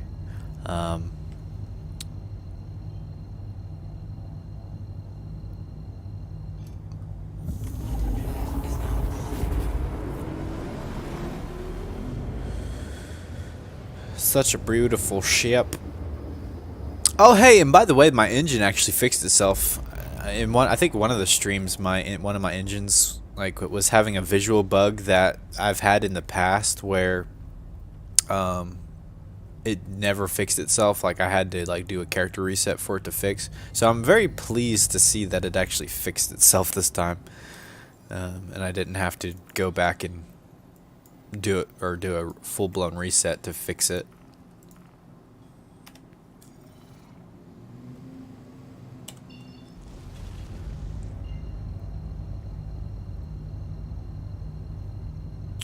Let me know if you'd like to practice PvP sometime. You need practice, and I think it could be a lot of fun. Yeah, absolutely, man. I really want to do more PvP. And now that I'm going to have a much more forgiving schedule after tomorrow, I might actually be able to stay up late on some of the nights that you're just now hopping on. And we could actually do some more things together. I know you're really wanting to do your taxi service thing, where you like interview Star Citizen players and stuff like that while taking them from point A to point B. So I'm definitely down for doing that still. Whenever you're ready to do that, Score Lord. If you want to do an interview with me and stuff like that, and kind of kick off that sort of content for your videos, man. If you're interested, of course, or if you're still interested, of course. Whoa! All these asteroids just spawned in.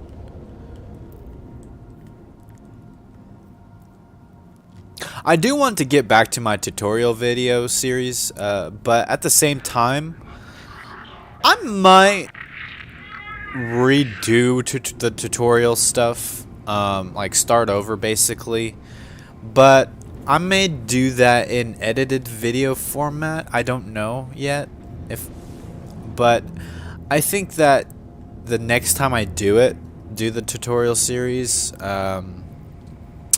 I might need to try to write things down, so that way I can have a good solid plan and do things a bit more efficiently as well, cuz like there's a lot of stuff that I cover in that video, but it's kind of like it's not done efficiently.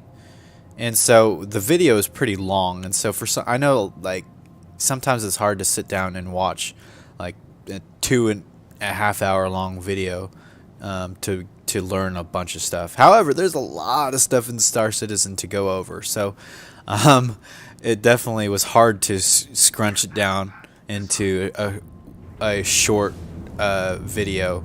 So I don't know. I might even break it up into like small, like little nuggets of information. That could be cool. Where like maybe I figure out like a category. And then just explain that category as best as I can. Like, oh, this is how you move around, like maybe I cover movement and go over the different things that you can do. And I would go in fairly in depth even on something like movement, for example, because like I could go over, okay, like the prone states and even like being able to lean and all that stuff as well. But it would be like a shorter video for somebody to be able to be like, all right, I need a video tutorial on how to do XYZ, and then they could go to my channel and go to the category of playlist or something that fits that particular tutorial that they need information from.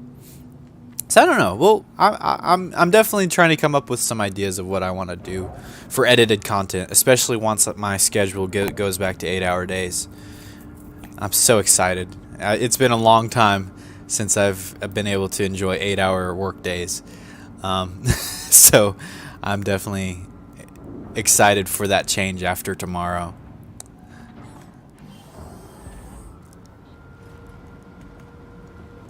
Let's see here. We got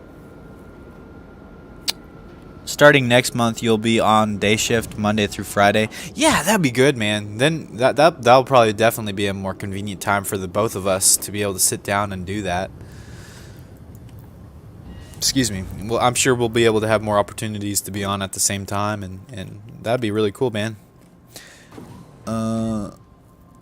Most definitely, I would love to interview other players and get their thoughts on stream. Absolutely, man. Oh, I could talk. You love your cutlass. It helped you make a lot of money and got you in and out of a lot of shenanigans. Absolutely. I mean, even there, like my ship, whenever I was fighting that one guy, my ship was in pretty bad condition, but like if I was in my arrow and I took that amount of damage, I would have been dead a lot sooner. So thankfully the health on the Cutlass Black is a little bit more tankier.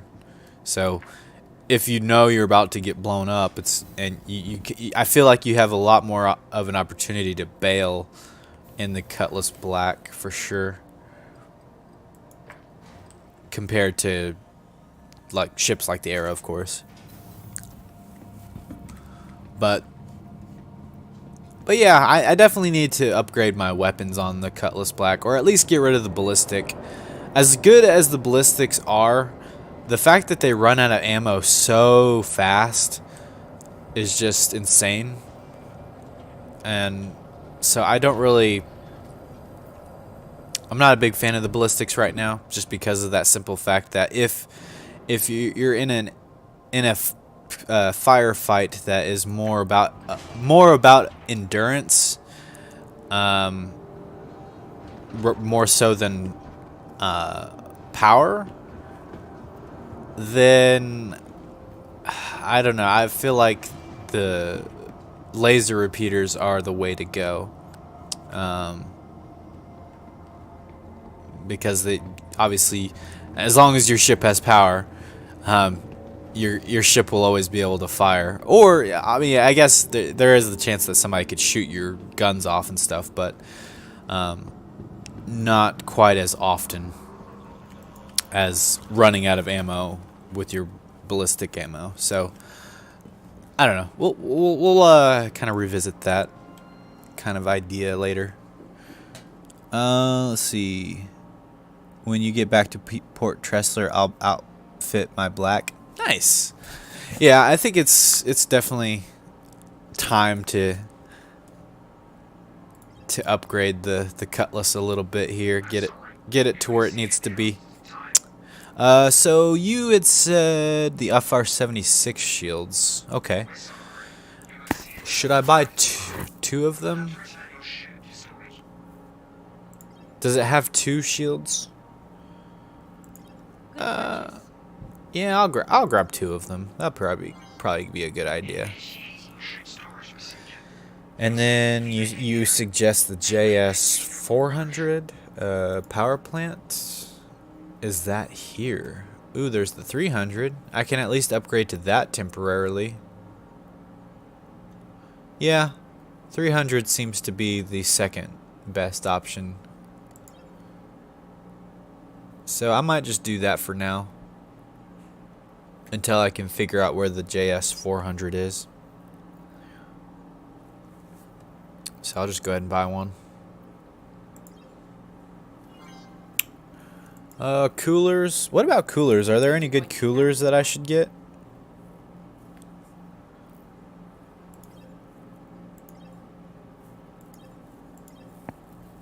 Let's look at weapons. Let's see if we got any good weapon opportunities. I guess I first need to figure out what my Cutlass Black weapon size is. Oh, it's probably not going to pop up since it's not stored yet. I definitely should have done that before leaving. I'm really bad about not storing my ships as soon as I get to locations. So I probably will need to do that.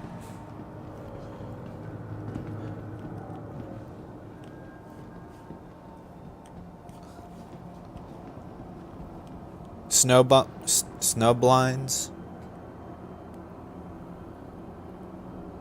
Oh, 300 is a different size. Oh, sorry, 2 snowpacks. Oh, okay. Oh, so the JS-300 is not even compatible with the Cutlass Black? That's unfortunate, because I just bought one.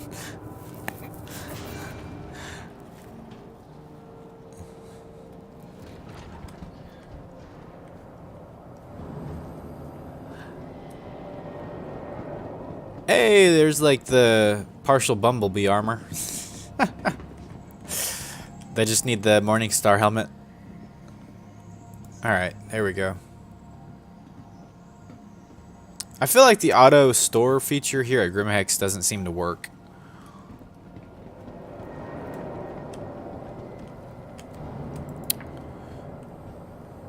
Because, like, at other landing zones, they would have already been stored by now.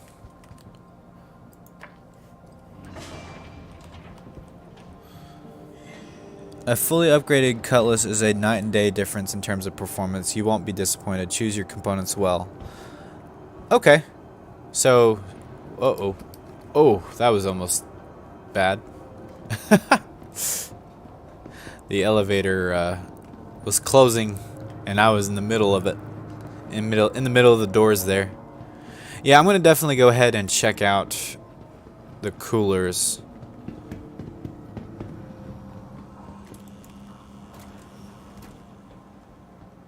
And then I need to also figure out what size of weapons the ship usually runs. Nice to see you again. Let's look at the Cutlass Black. Let's look at the weapons real quick. What size of weapons? So it's a gimbal mount.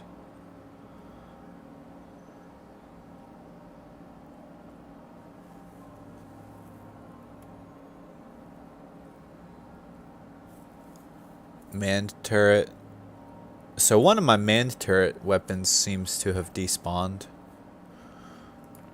I need to definitely get one on there. What? Let's see. Panther Repeater. So I probably should buy another Panther Repeater for that. So at least from what I remember about gimbal mounts, is when it comes to the gun size, if you have a size 3 gimbal mount, you can only mount weapons of size 2 or lower, if I remember right. So I think the Scorpion's a size 2. But if I went for a different type of mount, I think then I can do other size, like size 3 mounts. I could be wrong on that. My knowledge about ship components is pathetic. I really need to do a better job at like figuring this stuff out. Let's see. What was the? It was the snowpacks are a good one.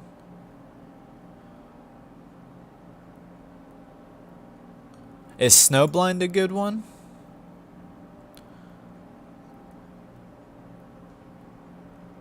It looks like you said Snowblind, but then it looks like you changed your mind. Is Snowblind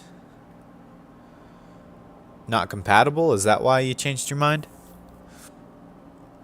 If there's that sells all the good internal components for the Cutlass. Weapon selection is somewhat limited though. So I am back. Did the Cutty get upgraded? I'm working on it. I'm still figuring out what is good. Do you want a JS400 for the Cutlass? It can be purchased at Orison. Oh, okay. Meow. So meow, you doing? What's up, Dylan, man? How's it going? I'm just kind of figuring out different ship components here. I'm getting some help from you guys. Snowblind is a stealth component with less cooling. Oh, okay. Oh, yeah, I see that now. Yeah. So, should I get it?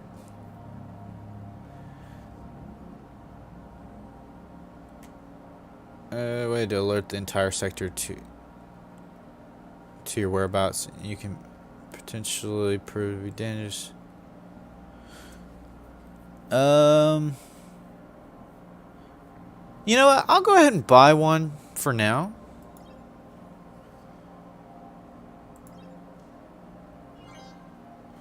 I'll give it a shot.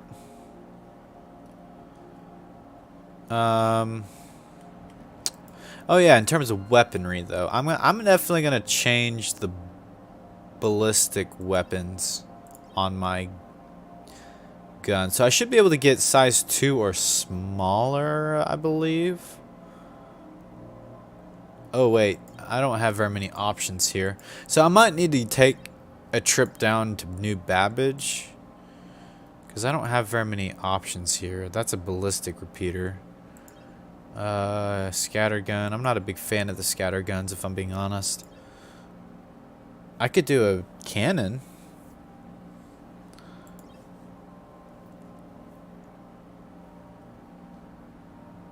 Size 2 cannon. Sledge 2s. Hmm.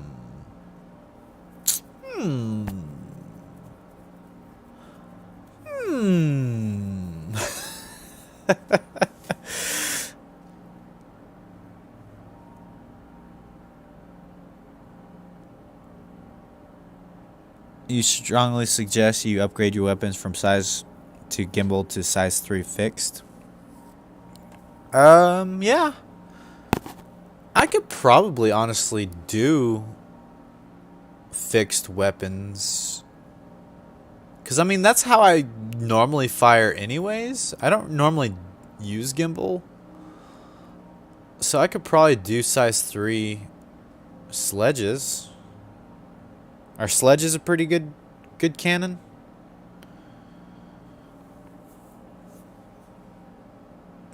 You know what? I'm going to do it. I'm going to buy... Oh, I meant to buy 2 of them. There we go. I'm going to do it. I'm going to try this out. See if I like the cannons. Hi. Good to have you back. I know they're a slower fire rate, but I think they pack a bigger punch. So I might replace my bulldogs if I can. Is it the bulldogs that are the... Or no, it's the scorpion. Scorpion? Yeah, scorpion are the... Right. Yeah, scorpion are the ballistics. Those are the ones I want to get rid of.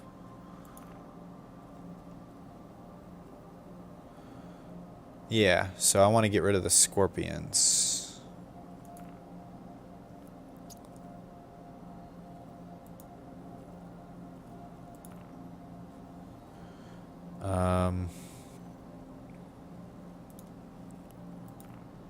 Unequip. Unequip. Let's see, I should be able to just click on the gimbal. And let's try that out. Boom. And gimbal. Sledge. I'm gonna give that a shot. We'll see what that does. I need to put another weapon on my turret. Looks like I don't have one. I need to buy another Panther Repeater, it looks like. Or I could buy another sledge, it seems like. But I probably... I don't know. Let's see, what are y'all saying? Hurston, Lorville, get attritions. Do away with the gimbals and get size 3 fixed. Okay. Yeah. So you want me to get rid of the gimbaled... Or you think it's a good idea to get rid of the gimbaled... whatchamacallits? The Badger repeaters? For now, I'll leave them on. Just because I'll need to go to other parts of the... system to get those. But yeah, I'll definitely give that a shot. And you said get attritions? Okay. What should they all be attritions, or should I do like half and half? Like half attritions and the other 2 be a different type of weapon? I'm going to definitely give these sledges a go and see how I like them, though. For sure. It'll definitely be better, in my opinion, than the Gatlin ballistics. I can't stand how quick and easy it is to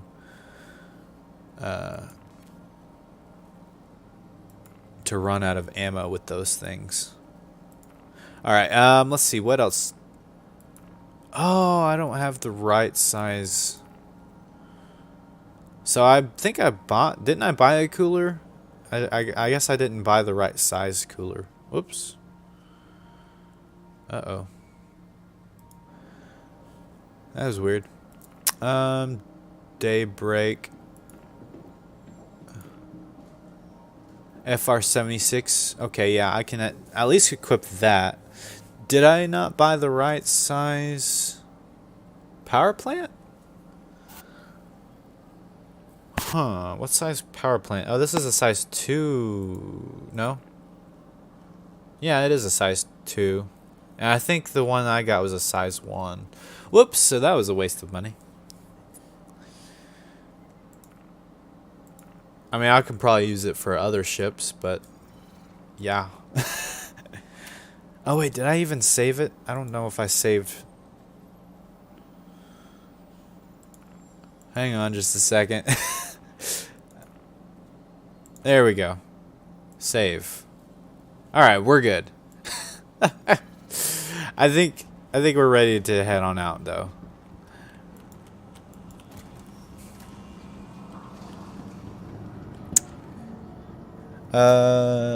New Package is a great place to go to purchase weapons for vehicles and ships. It has an awesome selection. Where is that at?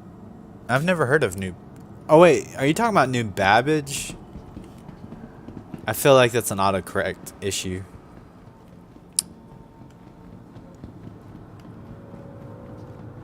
New Package. That's awesome. All right, yeah, let's see how many armor pieces do I have here to transport?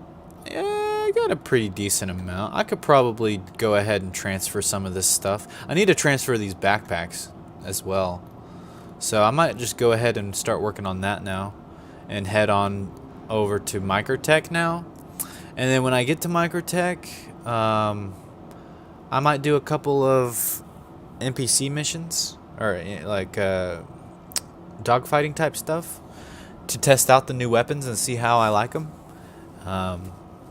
If it takes out the baddies really fast or if it takes forever to kill them, then I will know.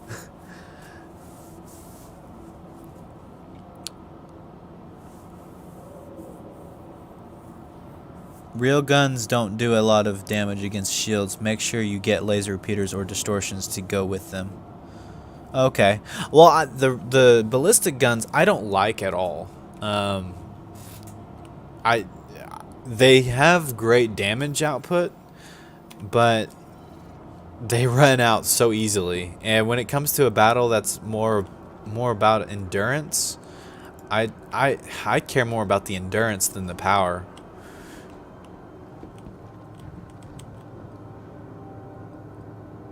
All right, lobby. So yeah, in terms of getting components that are designed for endurance, that's kind of what I'm going for.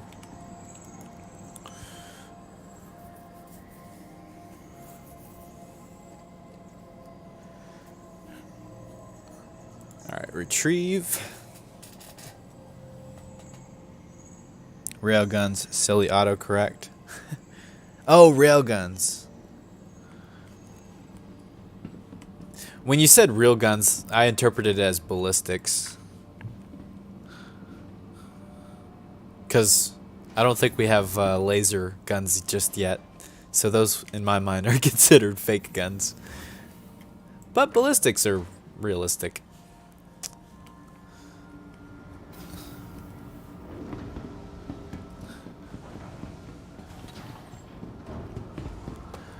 I'm also excited because they did confirm in, I think it was a Star Citizen Live video, where they actually talked a little bit more about how they're wanting to expand the ammo types.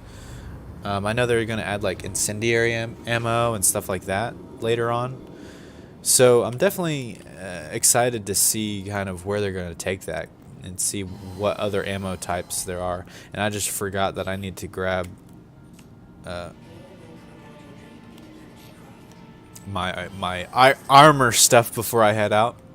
Otherwise, my whole trip here was pointless.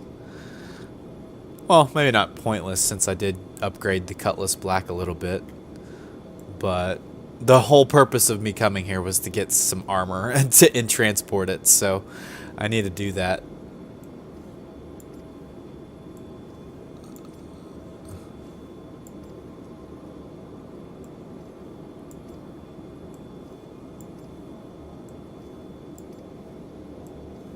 Boom. Boom.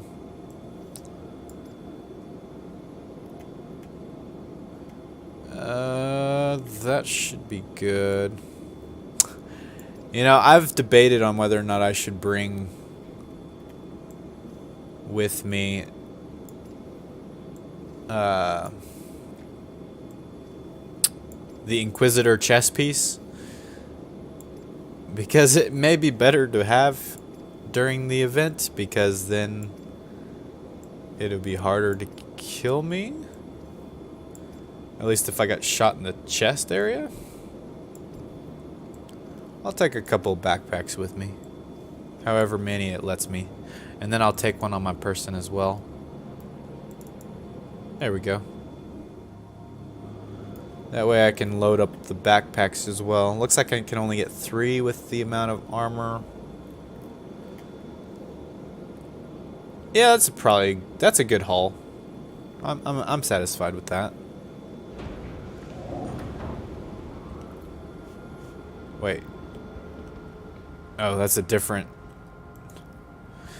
Let's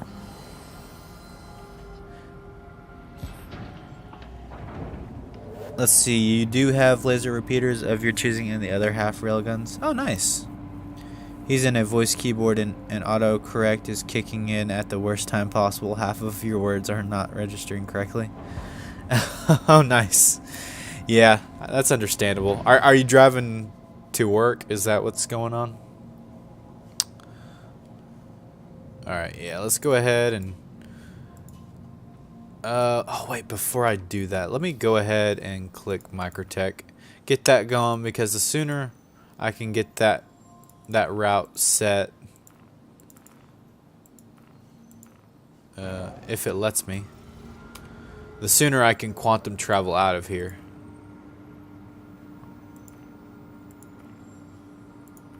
If it lets me. It's not wanting me to.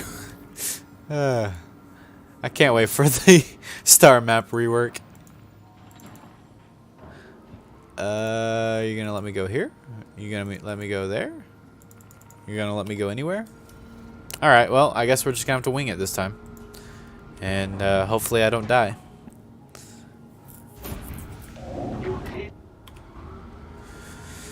So for those of you who may be new, so you may be wondering what I'm preparing for. So this Saturday, well, let me back up a little bit.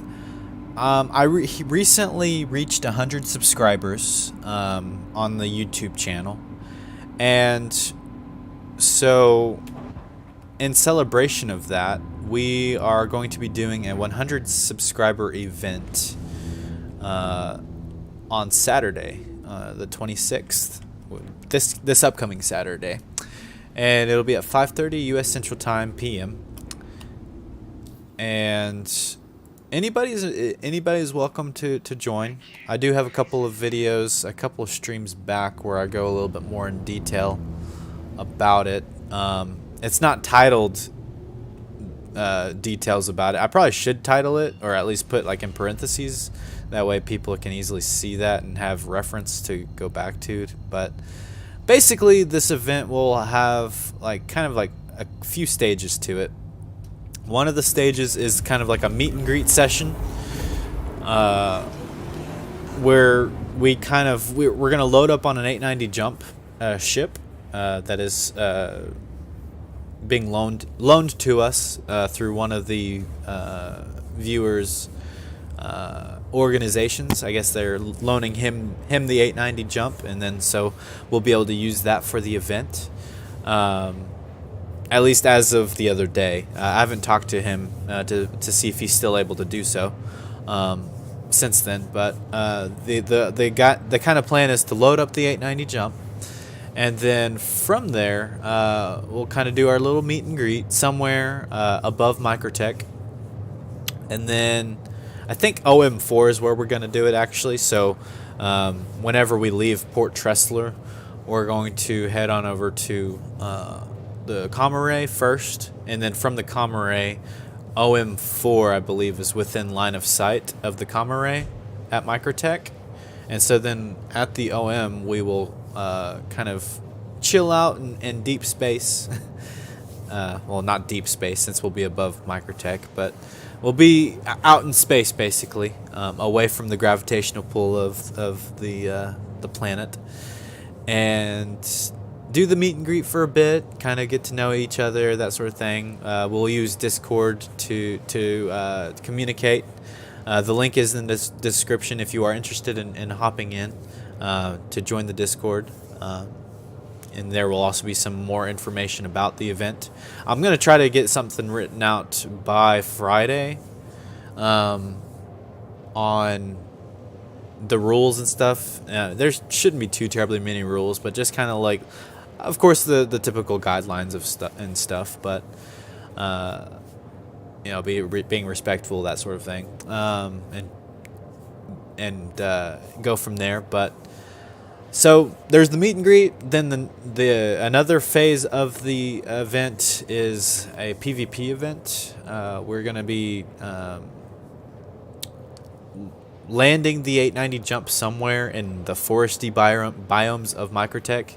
You know, kind of the not the wintry side of Microtech, but the few parts of the planet that are kind of like foresty green and all that good stuff. We're gonna find just a random place there and land the 890.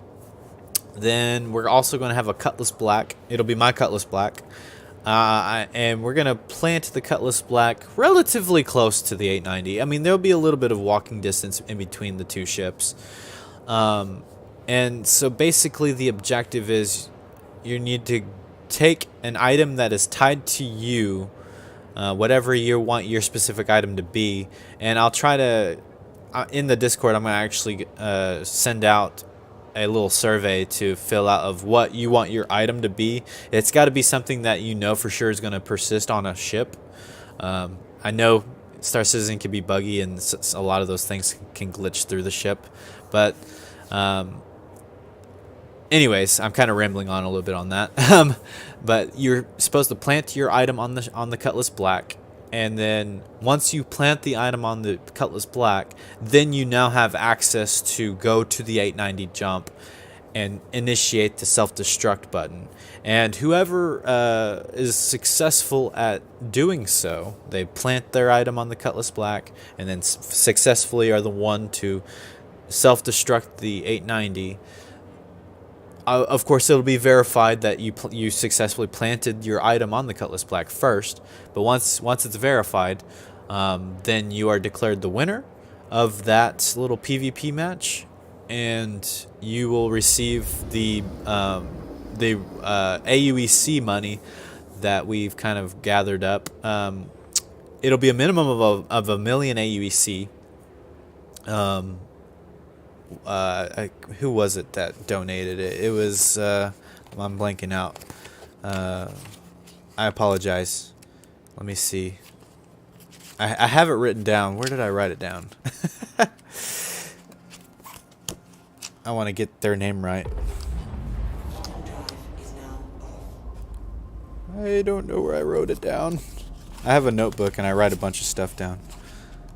Here it is. Cheetah Snowy donated 500,000, and so I I chose to match Cheetah Snowy on that, so we already raised up enough to put into the prize pool.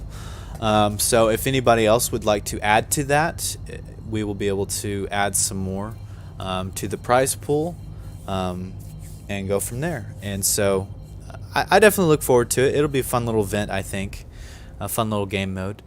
And so yeah, the person who successfully self-destructs the 890 is the winner and will receive the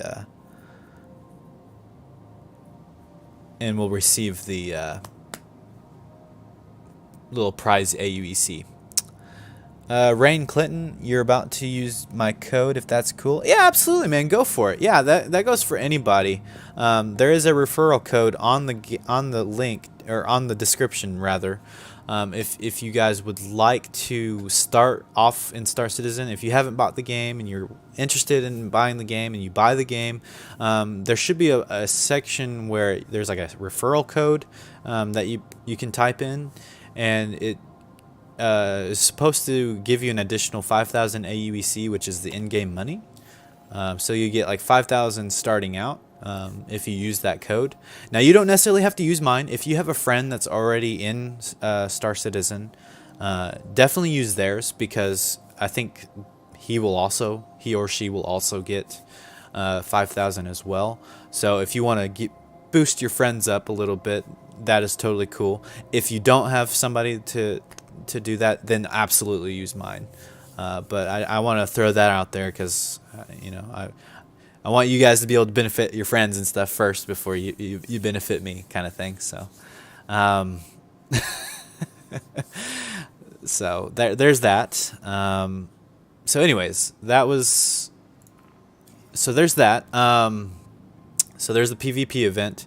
And then the next phase, well, not necessarily in this order, but the third phase of the event is going to be an org launch party.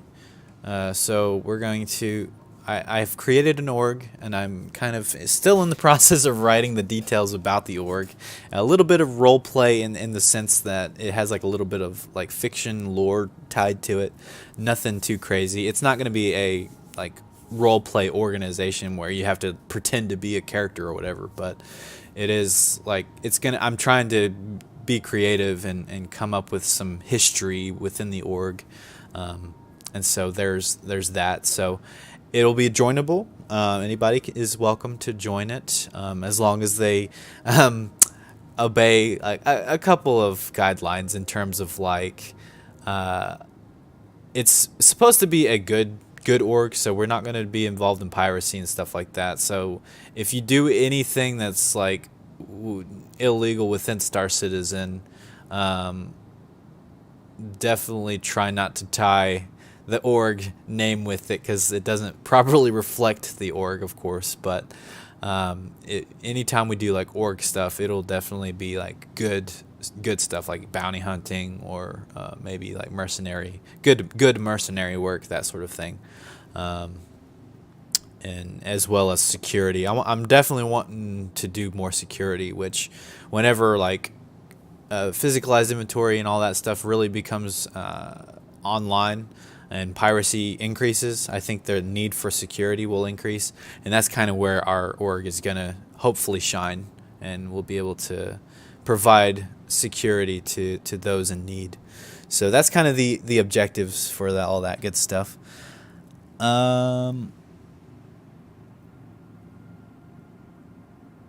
You made it home. I'll be logging in game in next a little while. Oh, nice. Awesome, man. That's good. Gaming, get the dogs in order. Yeah, absolutely. I'll bribe them with food. Give them some food. Hey, I'm all for some food. I like food. Well, I like picky food, or I'm picky in terms of what food I like, rather. But I do like the food that I like. If that makes sense. I like the food that I like. Definitely can meme that if you guys would like to. Gosh. Alright, so let's go ahead and go to OM3, and we're gonna stop at Port Tressler, and we're going to unload the stuff. Oh, and then so that also brings me to my next point in terms of preparation for this event. I definitely recommend, and I kind of hope everybody does this. I understand there's probably going to be that one person or a couple people that don't do this, and that's totally fine. But in order for this to go smoothly, I'm wanting, if you are going to be a part of the event, to log off at Port Tressler the last time you're going to be on before the event. That way, when you log back in, you'll be already where you need to be whenever we meet up, because that's going to be the space station that we meet up at is Port Tressler over Microtech. And so it'll just make things go a whole lot smoother if everybody's already got the gear that they need for the event at Port Tressler. They've got all of their ships, all the ships that they're going to be providing, because there's a couple of people that are going to be providing ships if they're still able to make it, of course. And so I'm definitely hoping that everybody will have all their ships ready to go, claimed, and all they have to do is retrieve it. They don't have to worry about claim times or nothing, that sort of thing. Once again, it's just to make things go very smoothly, and because the sooner we can get started with this event, the more likely people will be able to actually be a part of the event. Because I would hate for us to be logged on and then we have to wait for somebody to get on and come, and then the person that's been waiting, all of a sudden their schedule now changes, or maybe their schedule didn't change, but because things took too long to get set up, they ran out of time and now have to leave. So I'm trying to do it as efficient as we can, so that way we can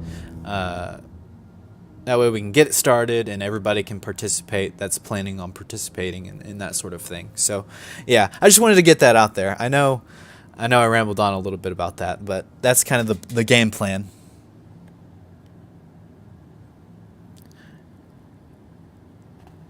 You gotta go, man. See you later, Ryan. Thank you so much for stopping by. I appreciate it, man.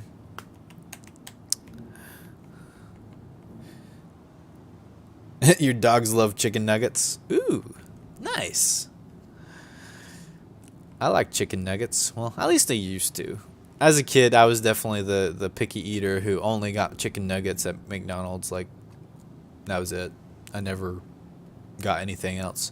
Then I eventually worked my way up to McChickens, their little chicken sandwiches, and then after that, I finally decided to try a Big Mac, and really liked it. I wasn't a big fan of the onions, so anytime I get it, I ask for onions and pickles off, which I know kind of defeats the whole purpose of Big Mac, because then once you start removing ingredients, it becomes the question of, is it truly a Big Mac? Or is it truly that item if you don't get all of the ingredients? So that's kind of the way I see it, though. But I'm such a picky eater, though. So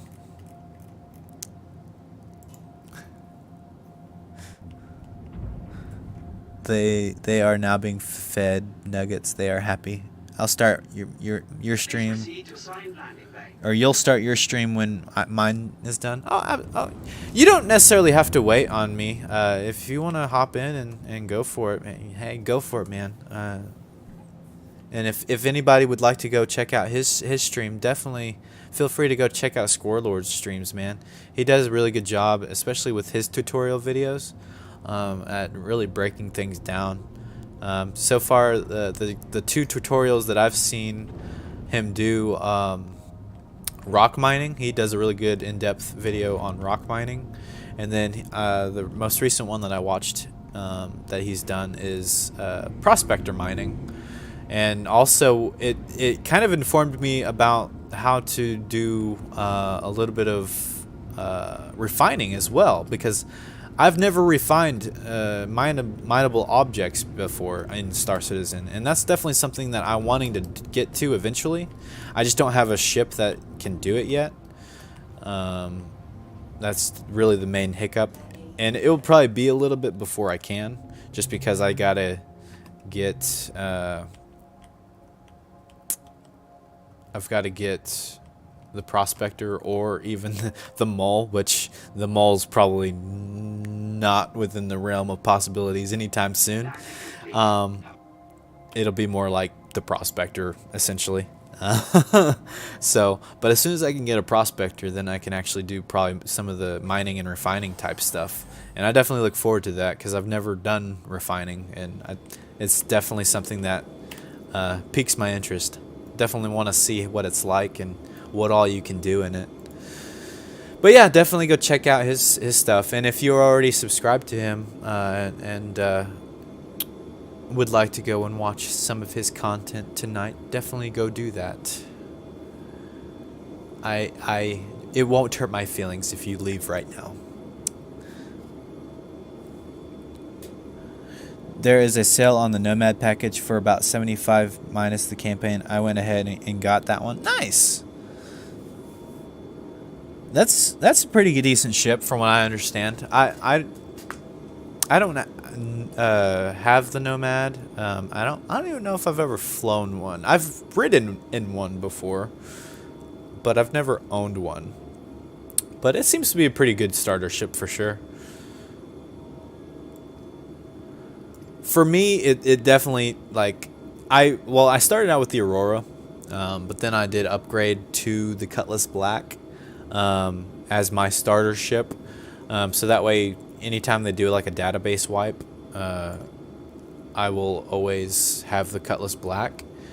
And so the reason why I wanted that is because the Cutlass Black is just such an it's a great multi-purpose ship. There's just so many different things that you can do with it.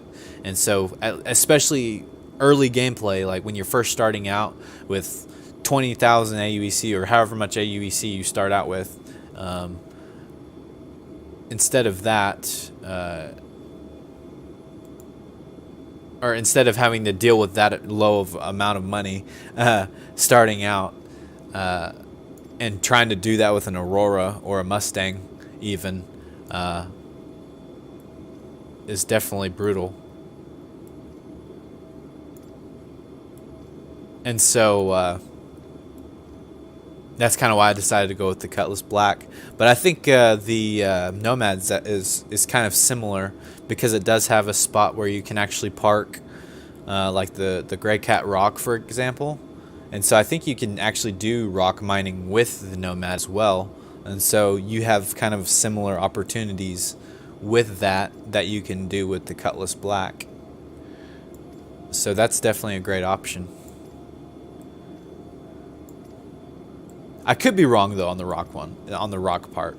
I think it can fit in the Nomad. I've heard it does. I've never actually confirmed that though.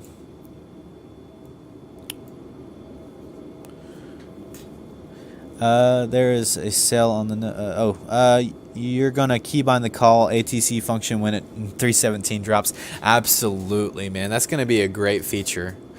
Speaking of keybinding, I did actually alter my keybinds a bit, mainly because normally on my mouse I have the I think it's the Razer mouse is the brand.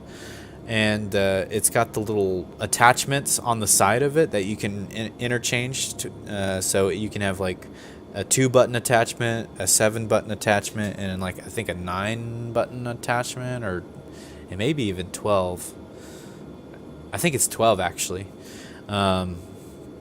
Buttons on the side of the mouse, and the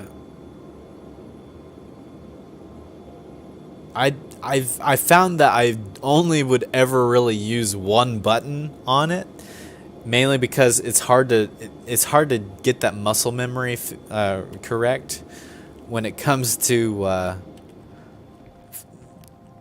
picking the right button without looking at it, at your hand and stuff.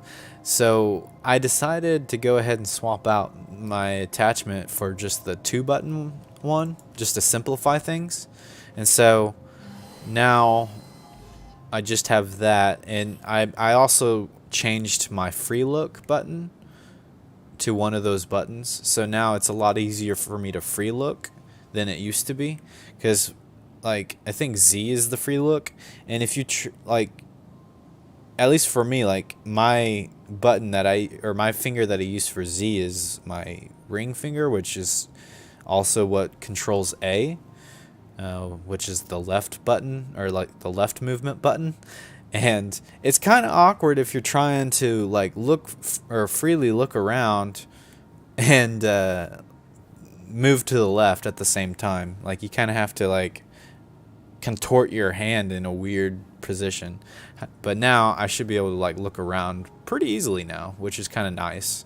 And for combat purposes, it may come in handy too, because like instead of turning your entire body, now you can kind of move your head a lot easier. So that's kind of my little preference that I came up with now. I also have it one of those 2 buttons tied to opening up a weapon wheel, so that way I can select my weapon that I want to use. So definitely some good options there. I think that's pretty handy functionalities there. Do I have a button picked out?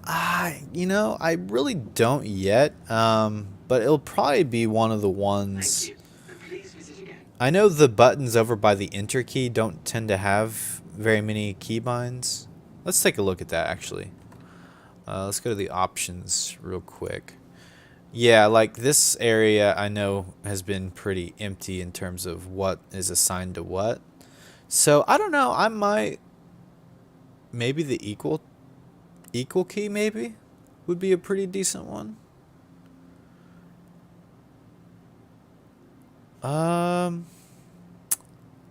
I could do caps lock. However, it would turn my caps lock on probably a lot. I don't know. But maybe the equal sign would probably be a good one. Because I have, in terms of my comms, I have my comms tied to these 2 buttons. Like I think proximity is probably this one, and then general is this one. I could be wrong. But in terms of like being able to talk to people and stuff, or VoIP, I should say, not comms, but VoIP is tied to these buttons. I could probably even use backslash. Is that backslash?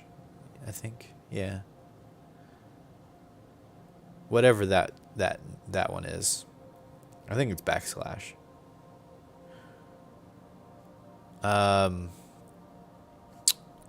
So yeah, whichever one I think would be a good choice. I don't have a numpad. I really would like to get one actually.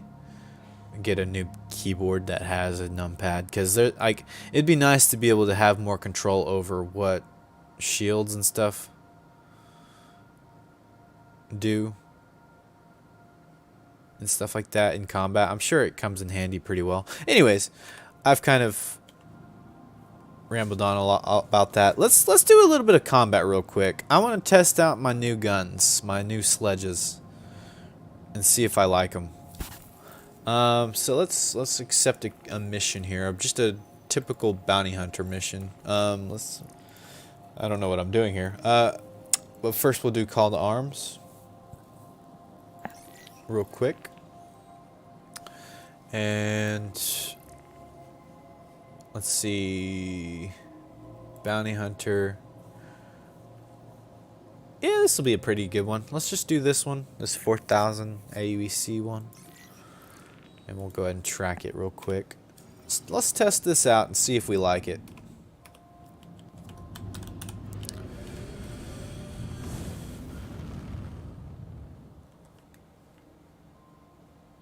The free look is also going to be really handy for ships as well.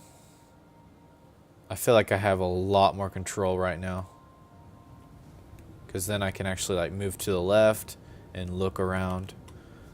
I don't have to take my fingers off of the movement keys. It's so great. Alright, let's get back to what we're doing.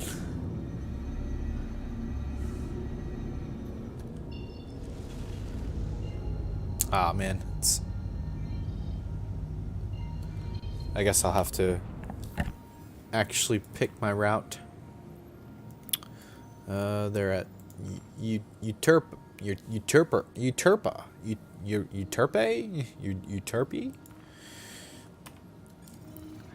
I would really like to know the pronunciation of these locations. How you're really supposed to say them. I'm sure somebody from CIG has said them.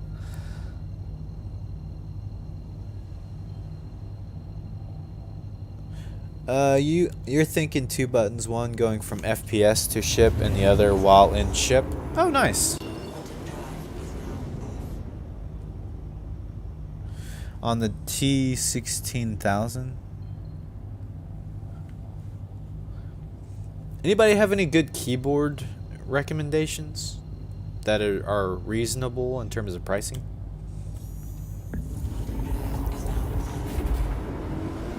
One with a numpad. Definitely would be nice to have a little bit more buttons.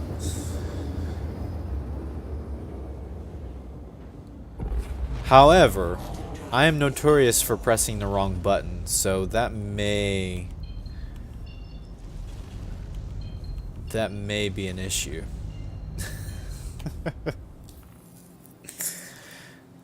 Oh, is this one that I have to fly to? Ooh, this might be. Yeah, I think this is actually. At least I can go to Devlin Scrap real quick. I'll be at least within the ballpark. You're thinking 30 bucks Amazon, the Red Dragon. Oh, okay. I'll keep that in mind. I'll write that one down.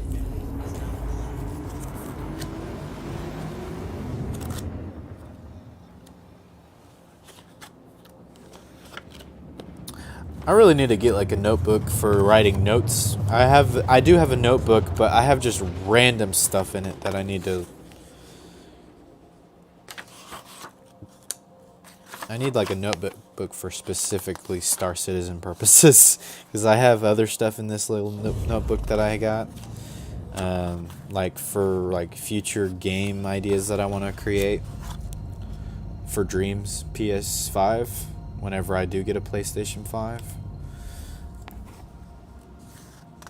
I definitely want to continue the Infamous game, if anybody's wondering who has subscribed to me for those videos. I haven't posted one of those in a while, mainly because I don't have a PlayStation right now. But I will eventually get one. Alright, the Red Dragon.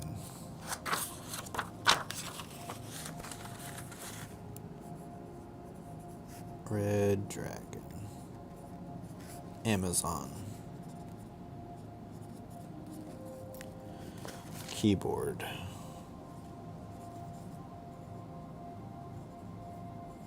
Yeah, I'll definitely keep that one in mind, because that would definitely come in handy if I can actually get me a keyboard with a numpad.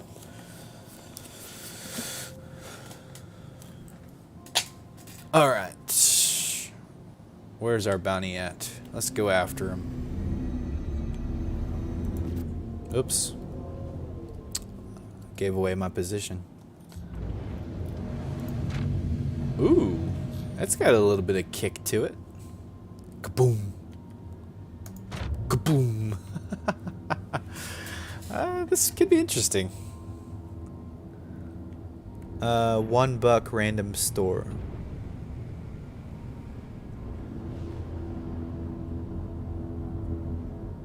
$1 random store? What does that mean?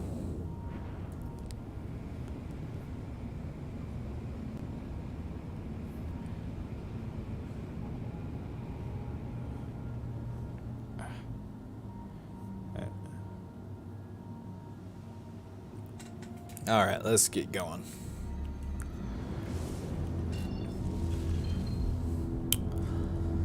entails. I suppose that could be a female. You use the Corsair mechanical red switch, case 70. The notepad. Or notepad.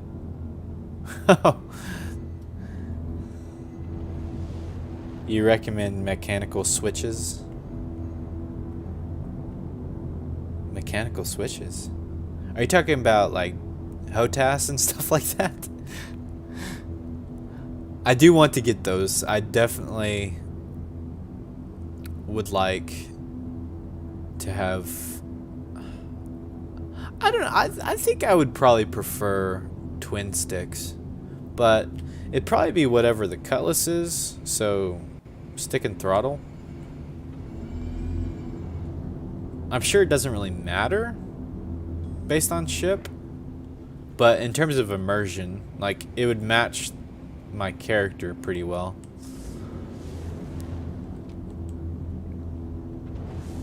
And that may even be how the arrow is too. It may be a stick and throttle if I remember right. I could be wrong.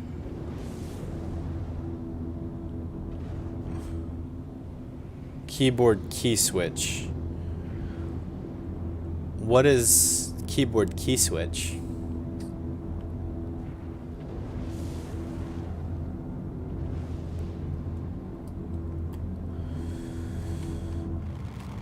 Oh, that's a nice shot. Pull up. Oh, that's a really cool shot.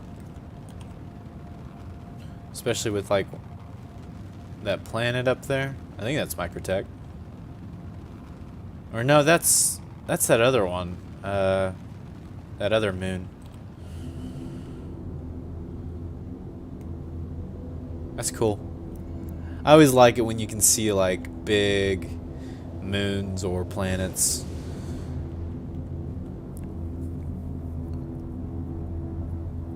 Like especially like Crusader, whenever you're like on one of the moons or whatever of Crusader and you see like this giant planet.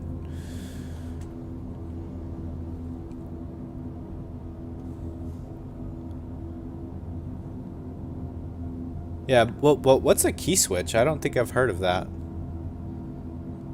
The switches under your keys, H key, spacebar, etc. The switches that are under your keys. Huh? Under the H?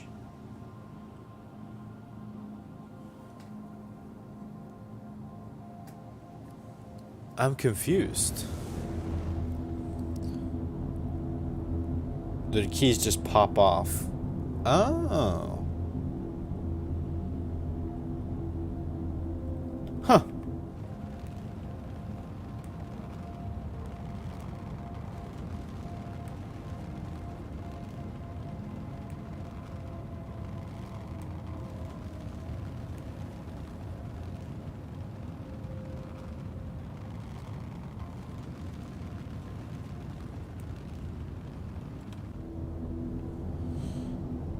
Check out the VKB Gladiator NXT joysticks.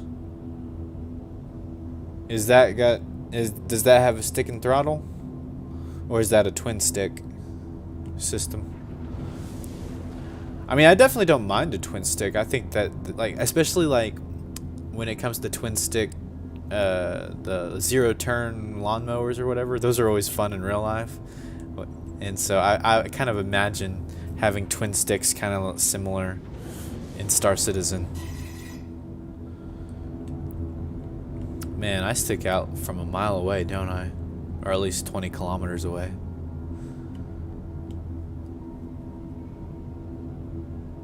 The variety of auditory feedback, tactile feedback, and force to activate the switch define your typing experience. Huh. That's interesting.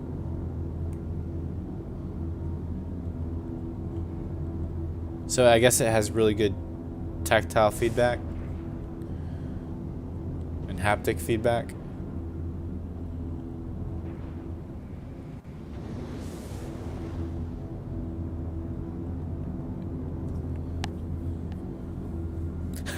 Speaking of which, I had a random video pop up on my feed about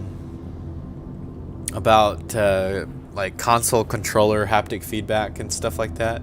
And this guy, like, I guess hooked up a motor to that rumble feature and was playing like a computer game, and like it just was violently shaking his desk to the point where like the screen was like flying off of off the desk. It was quite comical.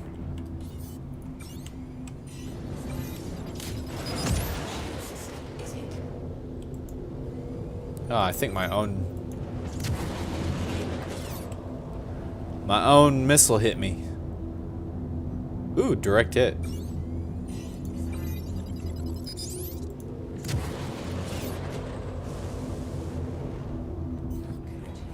Wow.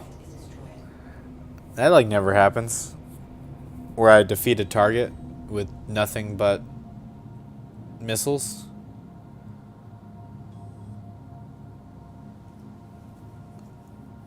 That was a bizarre moment. You sent me a pic of what I'm talking about as a Discord DM. Oh, okay, cool. Let me take a look at that, actually. I'm curious.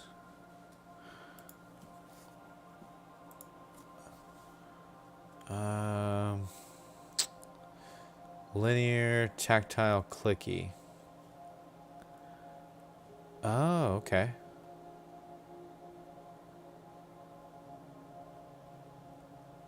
Interesting.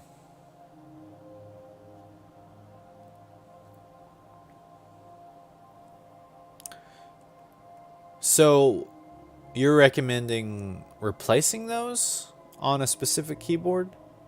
Is that? Oh, and I need to write down that the keyboard, or the thing that you said, Hero, the Gladiator, the VKB Gladiator. KB Gladiator.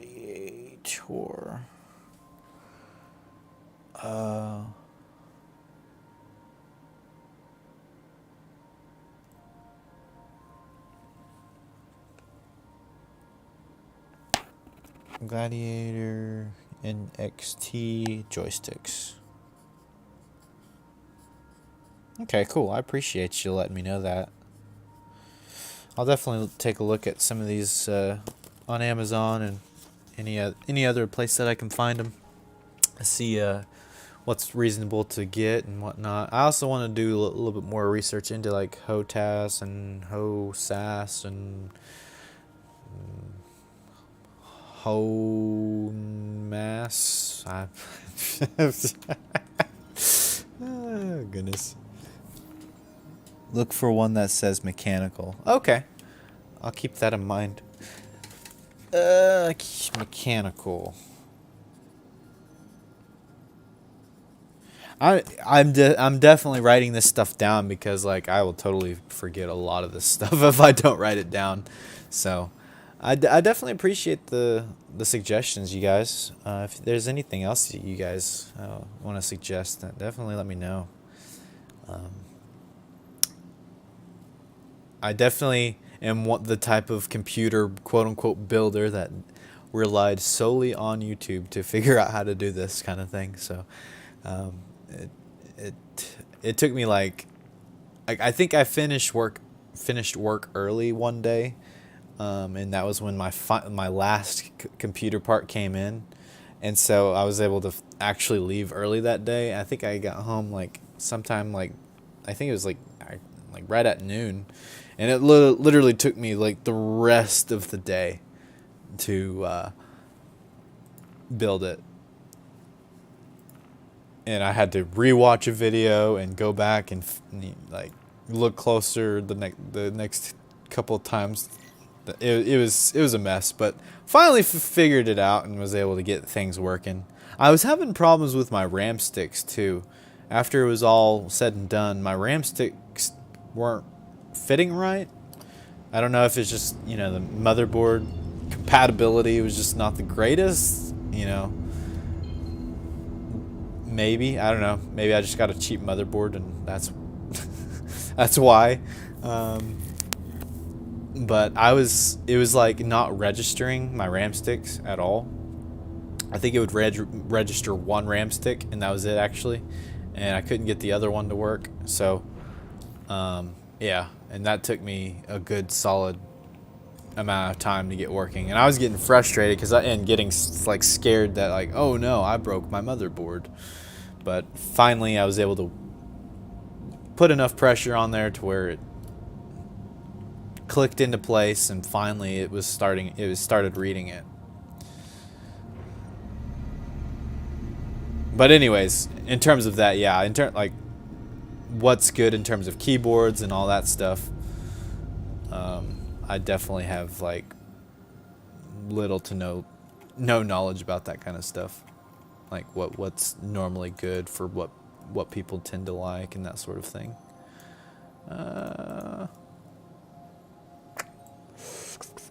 Let's see, man, that one's a far target.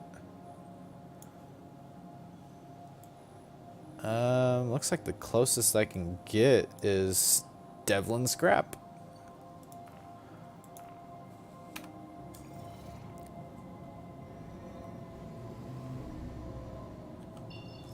You said you liked red switches. They come in different colors. Colors are different types. Oh, okay. And that's what you showed me in the little picture. So, red is the linear. It looks like brown is tactile and blue is clicky. I'm not a huge fan of clicky. I think mine might be tactile with no click. Makes sense.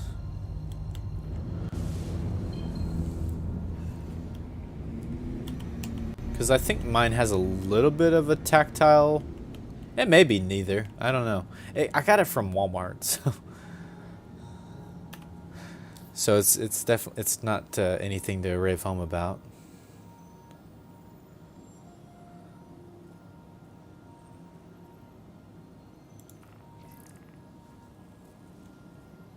Or did I get it from Walmart? No, I think I got the mouse from Walmart. No, I think I got the keyboard was gifted to me because I asked for it for my birthday. That was it. But it was still a cheaper keyboard than probably some of the other ones.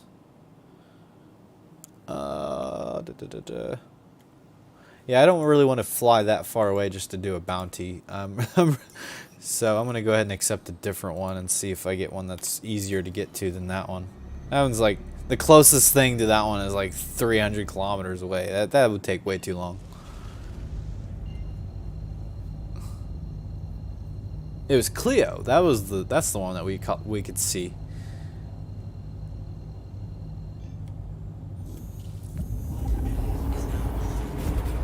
You have reds in your gaming keyboard and the browns in your production key.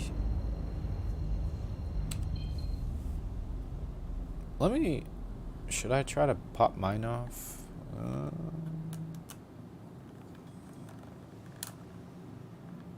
I feel like I'm gonna break it. Is there like a proper way to take these off without like the risk of breaking them? Other than just pulling it off? I know I've pulled them off before, but I don't know if... Yeah, I feel like I'm gonna break this.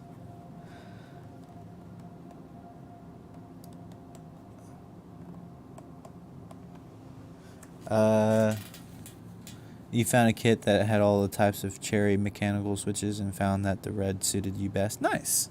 Apparently, you don't know how to dogfight. Why is that? Why do you say that, Kira? Uh-oh.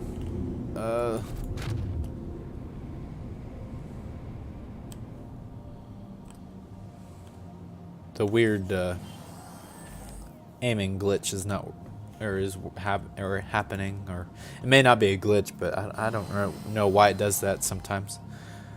where the ship doesn't move where you look. Oh man, another one that I've got to go fly far away to. Goodness.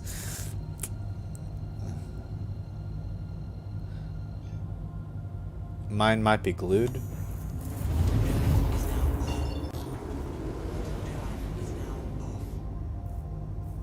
Oh.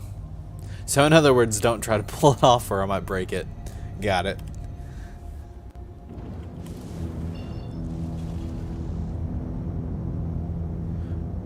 Well, I guess 200 kilometers is better than 300.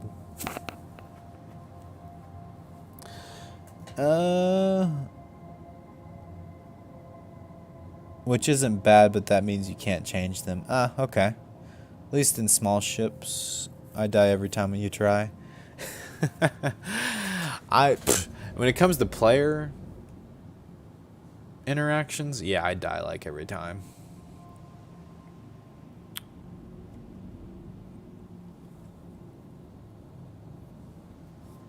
But yeah, in terms of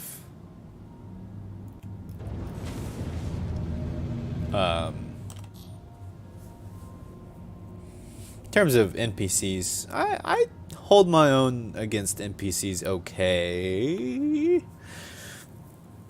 Unless they're like super aggressive, then and there's like 3 or 4 of them like swarming me, then I tend to struggle a little bit more. I'm definitely not the greatest dog fighter in the world. It wasn't until Star Citizen that I really started liking dogfighting type gameplay.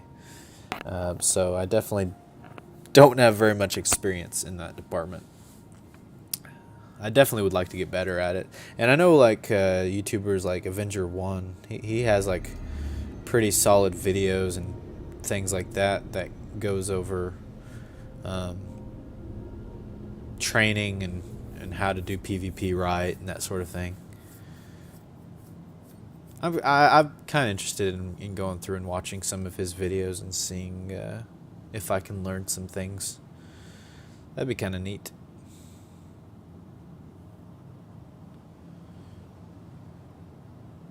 Big ships, no problem. Your 350R just blew up. Oof. Yeah, I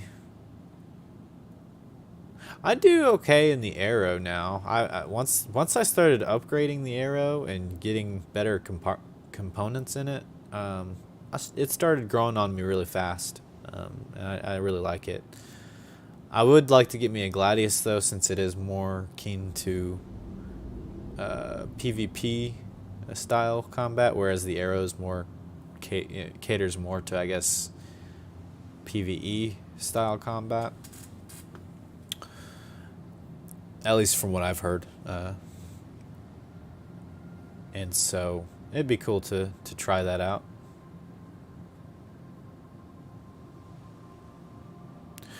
Wait, my sledges are missing 3 bullets. Do sledges have limited money or limited ammo too? Or cannons rather? I always thought that any kind of laser style weapon, including like cannons and stuff like that, had unlimited ammo. Huh. Well, that's kind of sad. Looks like I'm going to probably switch to an all laser repeater build, if that's the case. Because I really hate the idea of running out of ammo in mid combat too, especially in a long fight where nobody's really like, you're able to get like a few shots off of each other, but by the time you're able to like recuperate, your shield's already Sledges are ballistic. Oh, I didn't even look at that. You're right. Okay. I just assumed cannons were all laser. That makes sense. That's what I get for assuming. I totally thought that they were all cannons were laser. That's unfortunate. Oh well, I mean, at least their fire rate on them is a lot less than, say, the what was it, the Scorpions, I think it was. So they shouldn't run out that fast, or at least not as fast as the Scorpions, I would imagine. I could be wrong.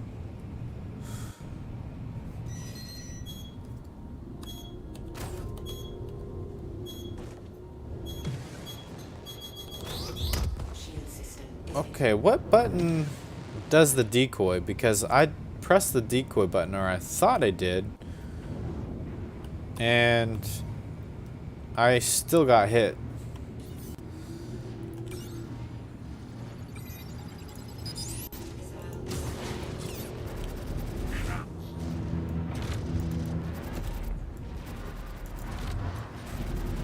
Ooh.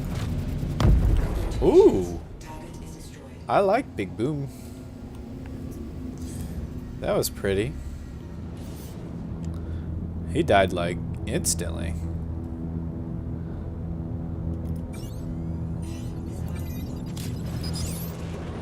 Looks like my actual bounty is kind of glitched out.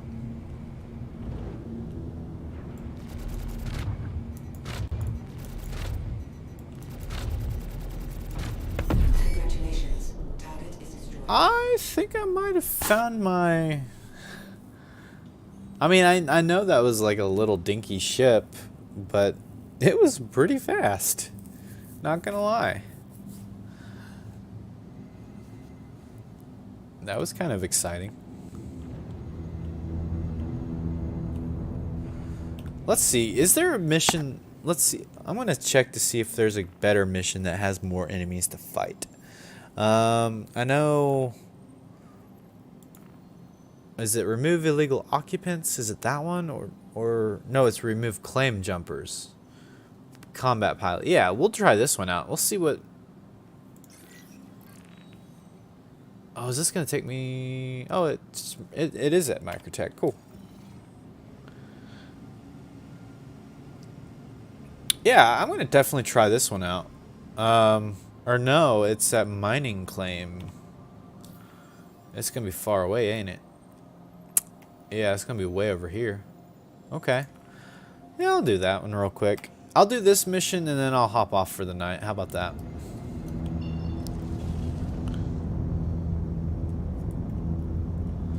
But doing this mission, I should be able to do a lot of combat and actually get a good feel for the weapons I've got.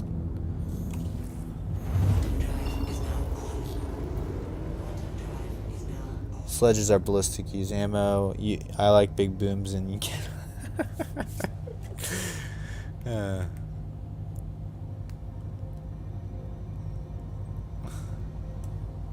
I like big booms and I cannot lie. Oh, I gotta be careful with that. Like that almost sounded bad.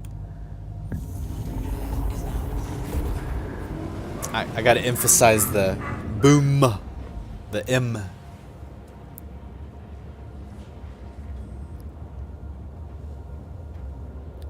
I like big booms, and I cannot lie.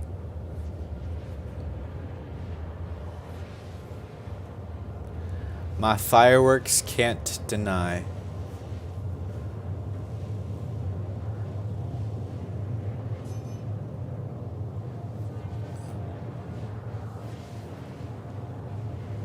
When a little ship walks in with an itty bitty rack as in missile rack.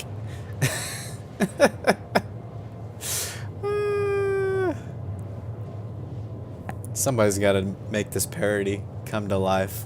If there's anybody who can do like music really well, definitely turn that into a song.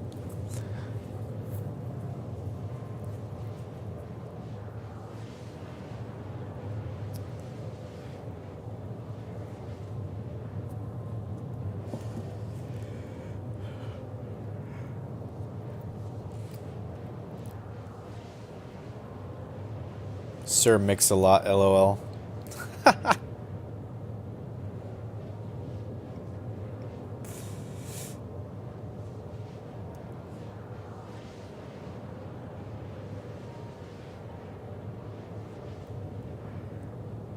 Yeah, I can't wait to give these sledges more of a test. See if I really like them. Because, I mean, the fact that they're slow rate of fire,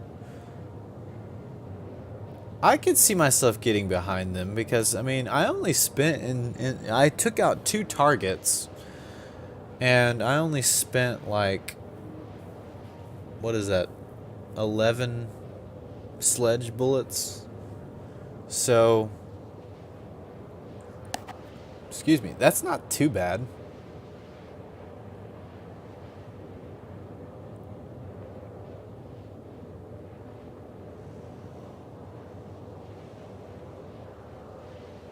You still want your Pirate Gladius? I'm eligible to get the Pirate Gladius, or at least I used to be. I don't know if that whole thing expired or not, but I did do the little arena commander thing that gave me access to the option to buy it, but unfortunately I don't have the money to just buy it though.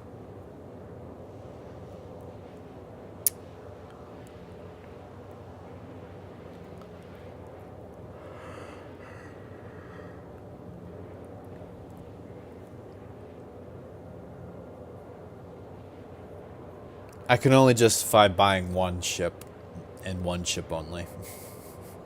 In other words. In my opinion.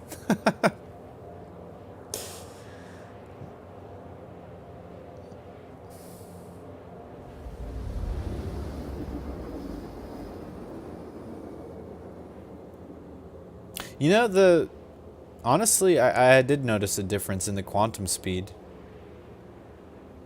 Didn't take long at all to get here, actually, compared to what it used to would. It would have taken me ages just to get here.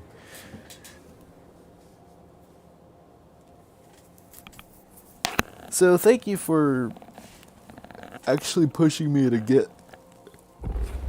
Excuse me. Actually pushing me to upgrade that. It definitely comes in handy.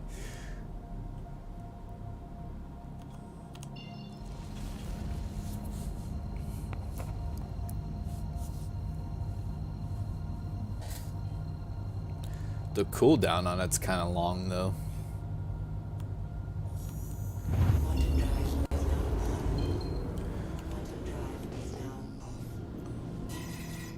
Oh, righty.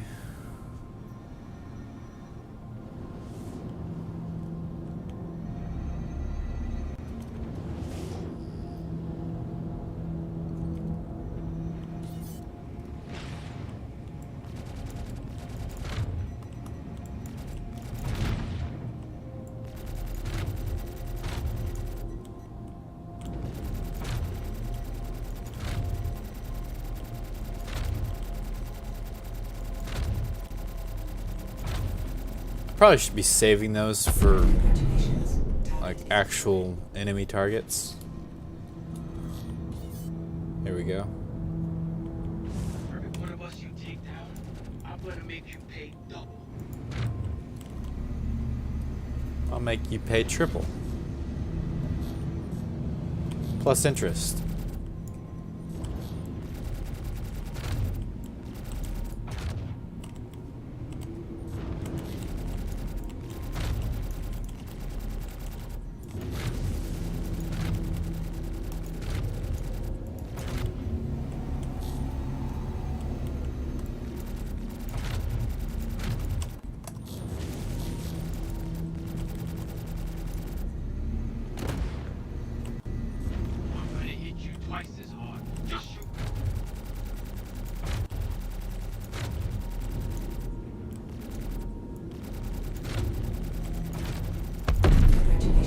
Not too bad. Man, I already used quite a bit on that one guy though. I'm sure he was more of an acquaintance, buddy.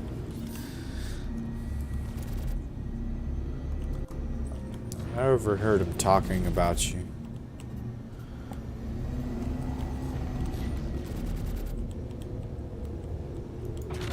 Okay, that was probably a minor fib. Jeez. What the hell did you hit me with? A small moon? Not even gonna go there. Not gonna go there.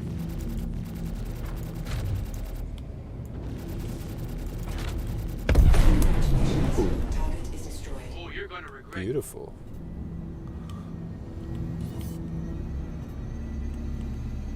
Wait, what? Halt current velocity. What?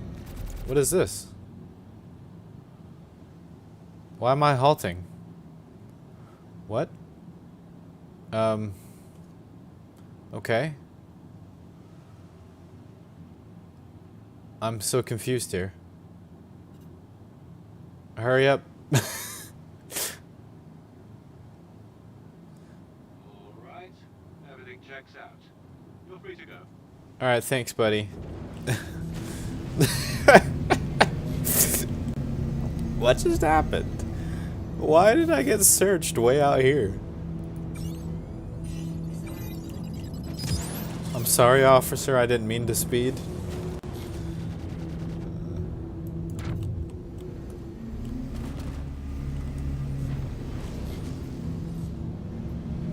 Won't happen again.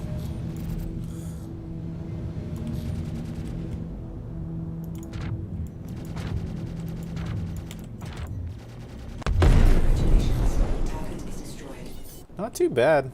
This thing is actually holding up pretty good.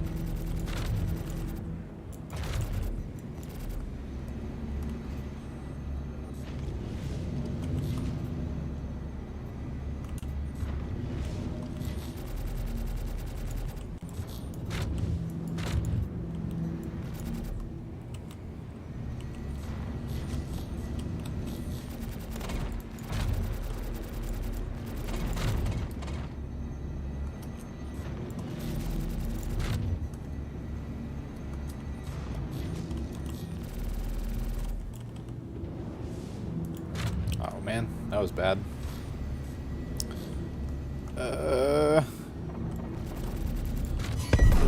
Ooh, beautiful.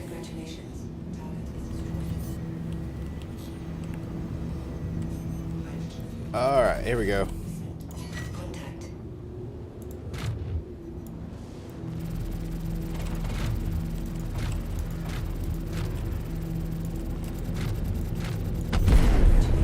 Boom. Okay. I think I'm getting the hang of these cannons.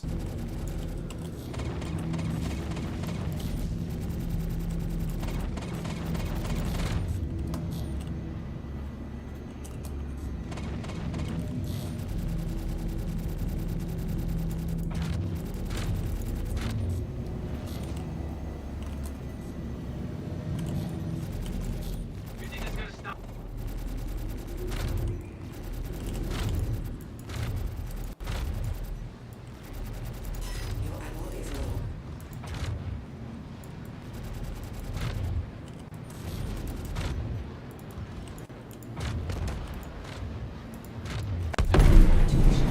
Boom.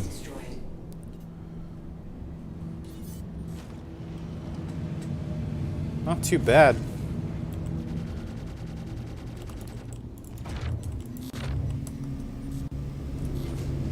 I'm definitely gonna have to refill on fuel and all that stuff here soon. Probably should save my ammo for the actual enemies actually.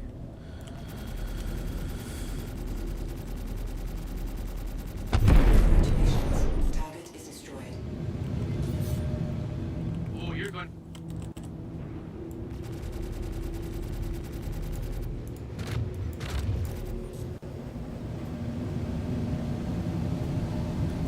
Alright, here we go.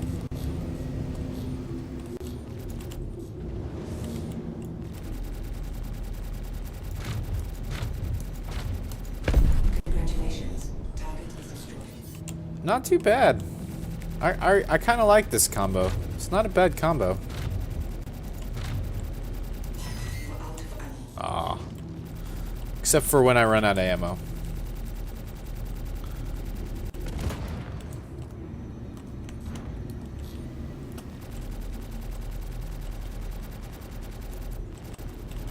Congratulations. Target is destroyed.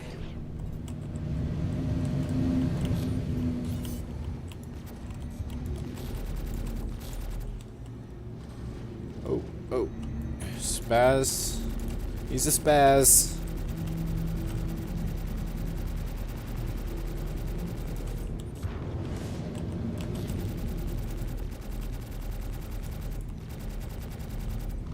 Let's put more power into weapons.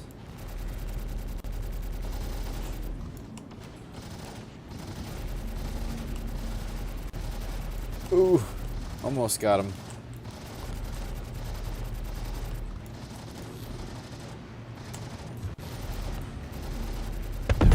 There we go. Target is destroyed.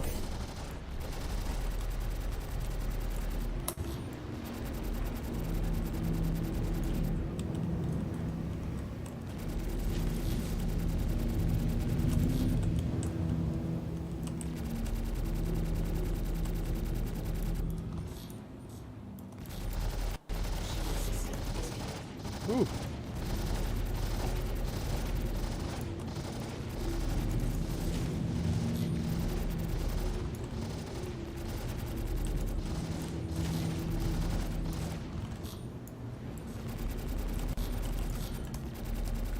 Come on.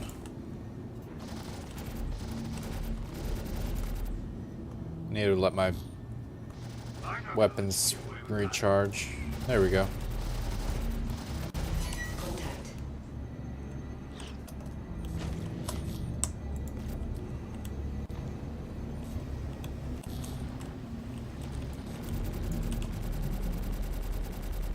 There we go. Boom. Congratulations. Target is destroyed.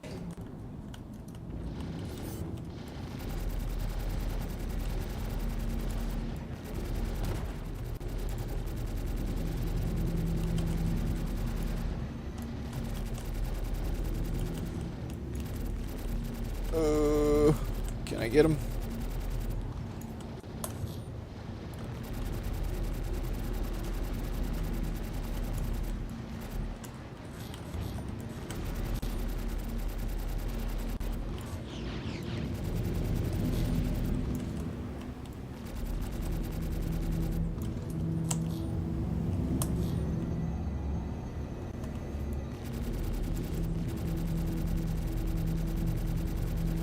Congratulations. Target is destroyed. Not too bad.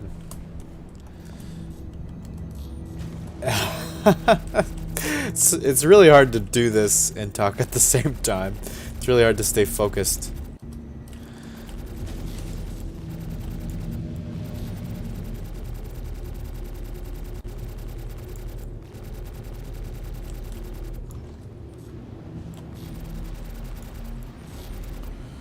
Alright, here we go. I'm getting really low on fuel. I need to definitely probably prioritize the mission here soon.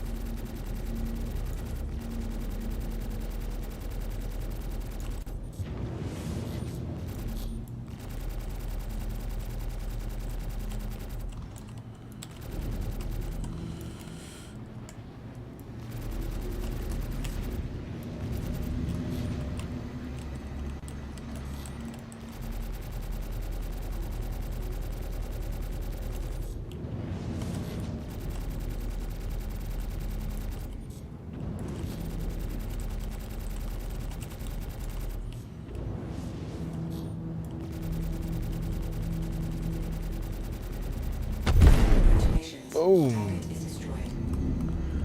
Alright, let's prioritize the mission because I'm gonna run out of fuel if I'm not careful.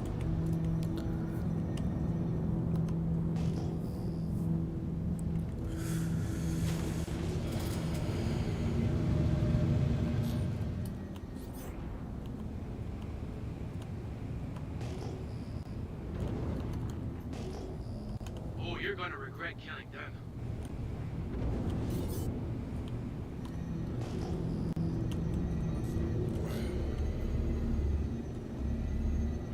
Let's see here. I'll just go over to this cluster here.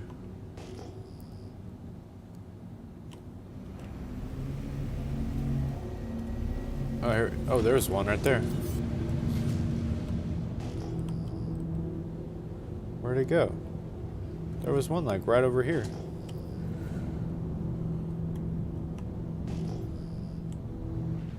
Oh, there it is.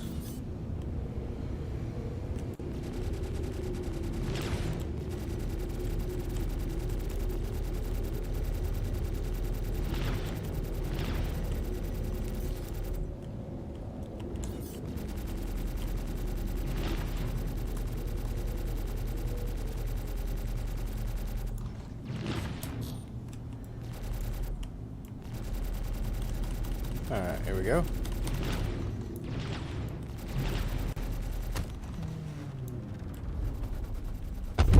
Oh, they took out one of my engines. You killed them.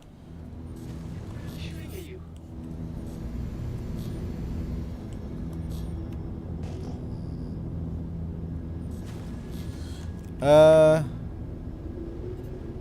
That was so weird, LOL. What was weird?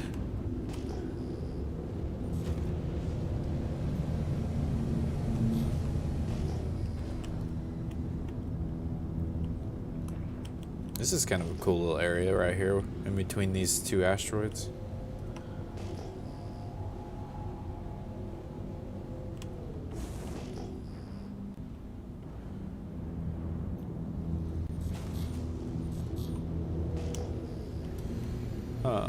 Let's go up this place.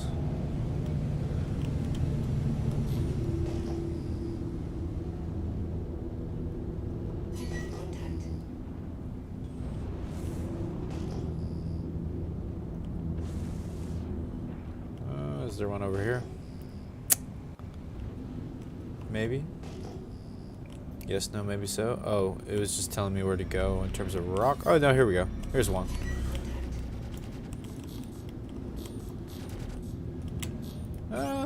I could just target it.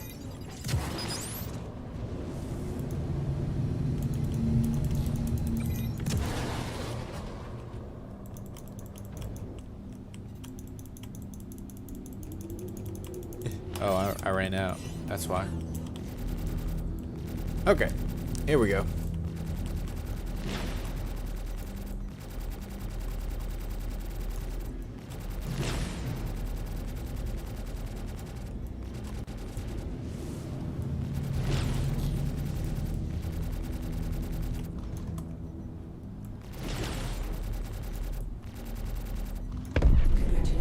Cool. Bastard. Just need 4 more. Where is the other ones? Looks like there might be one over there. Nitrogen fuel. 25%. It's a race against time now.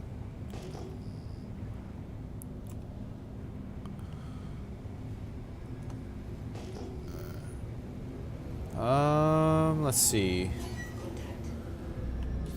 Nope, not who I need, not who I need. Hey, a fellow Sean. And it's spelled the same way too. That's kind of neat.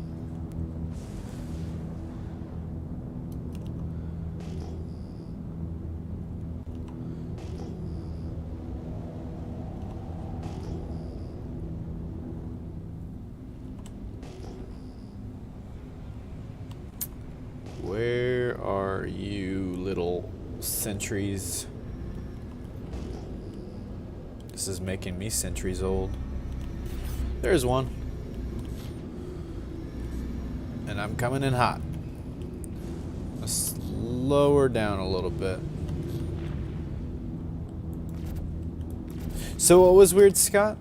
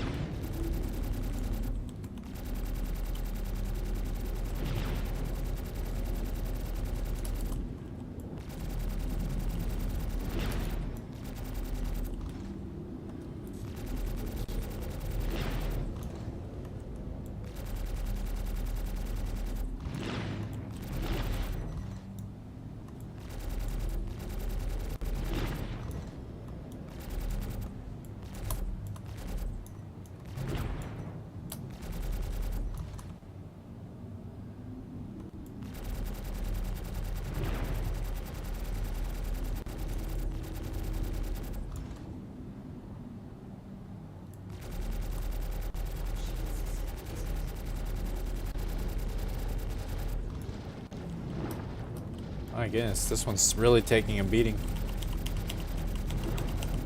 You will die.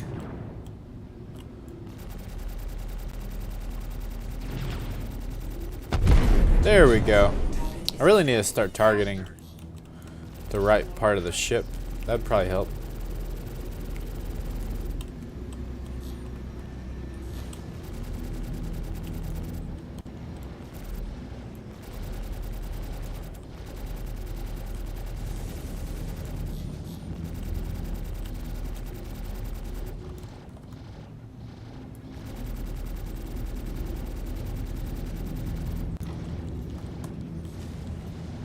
Alright, I need to definitely move on.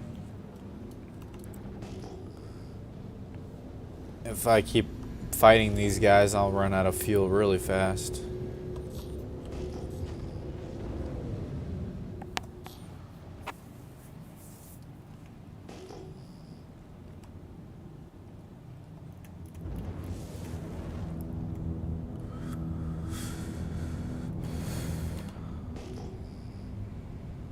Is there one over here? Please tell me. Please? Is there? No?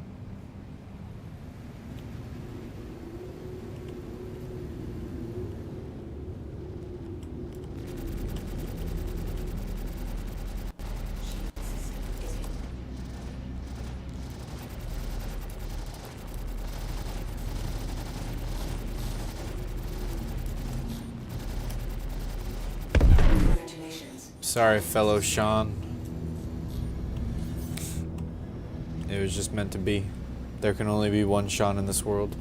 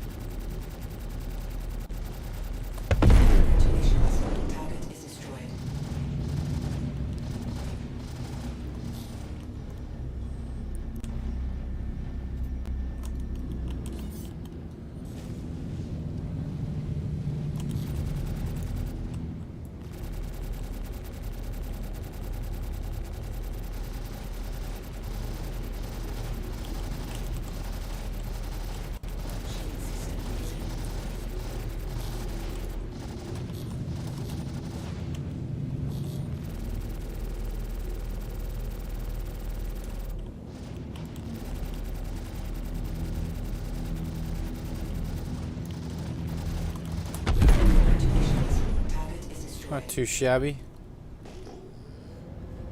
I'm getting some pretty decent money from this one mission. Alright. I really gotta prioritize though the mission. Cause I'm about to run out of fuel.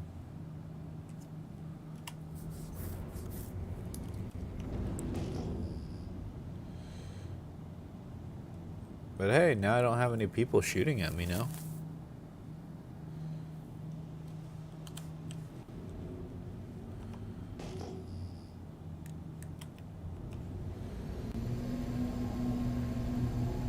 Are you an orbital sentry? Nope.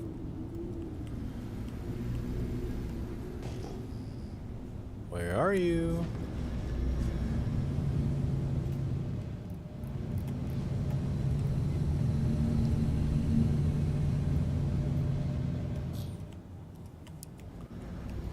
Are you an orbital? Nope, you're bumper.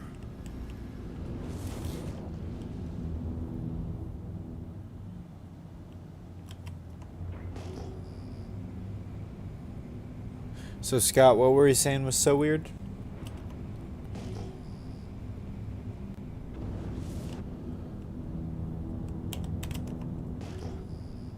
Enlighten me.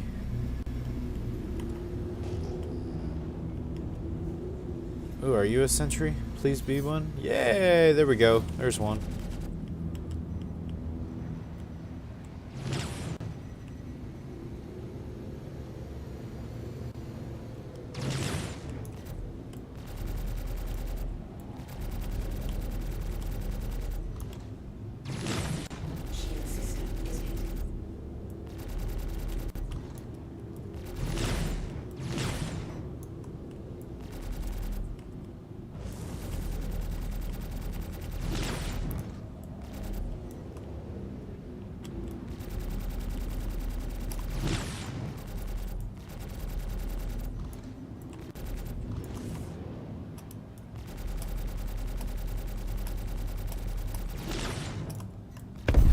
Boom. Target is destroyed.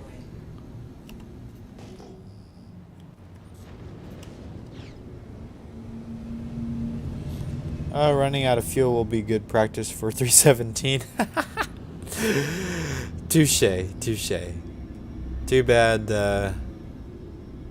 too bad the patch won't come in between now and the time that I run out of fuel.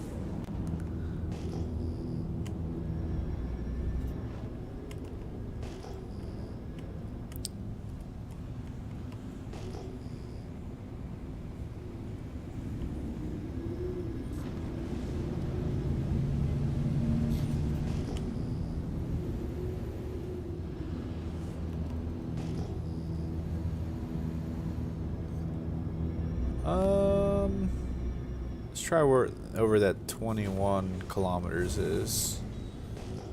Objective complete. Go to the mining claim. I completed that a while ago, but thank you. I feel like I need to overclock my power supply.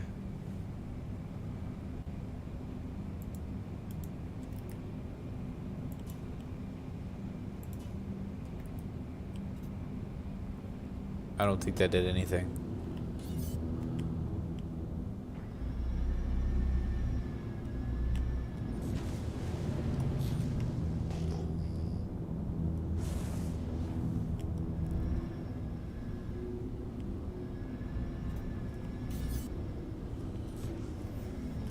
Well, I'm definitely coming across a lot of NPCs.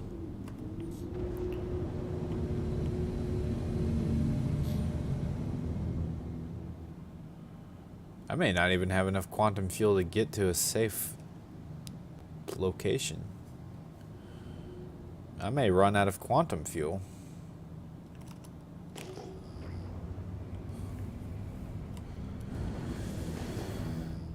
I have definitely failed to prepare.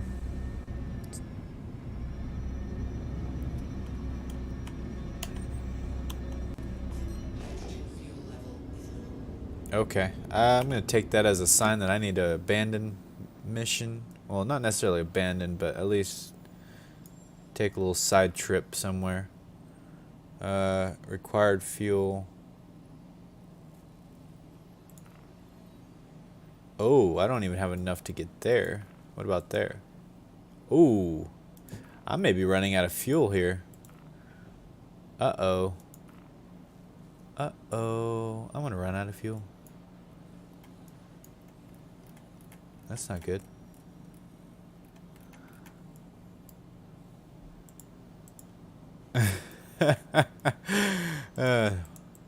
Now I have to stay offline until 317 comes on, so that way I can get refueled.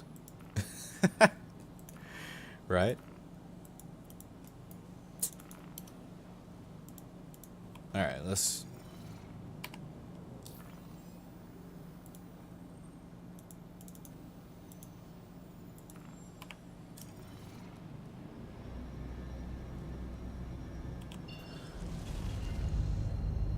Insufficient fuel. Huh.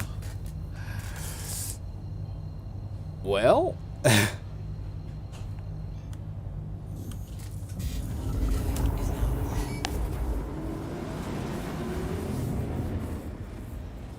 How close will I get, is the question.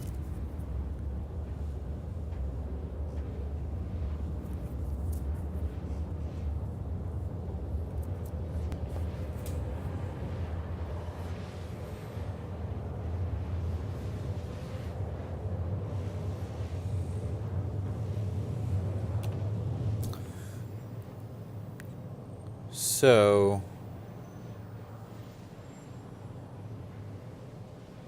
253. Oof.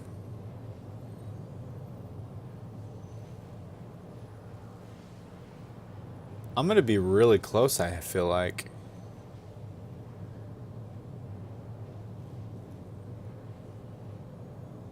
This is gonna cut it really close. Wow.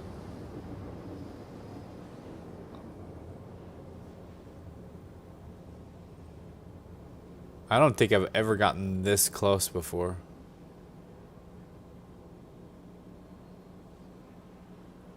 Yep, I'm gonna run out of fuel. Oh man, so close, but yet so far away.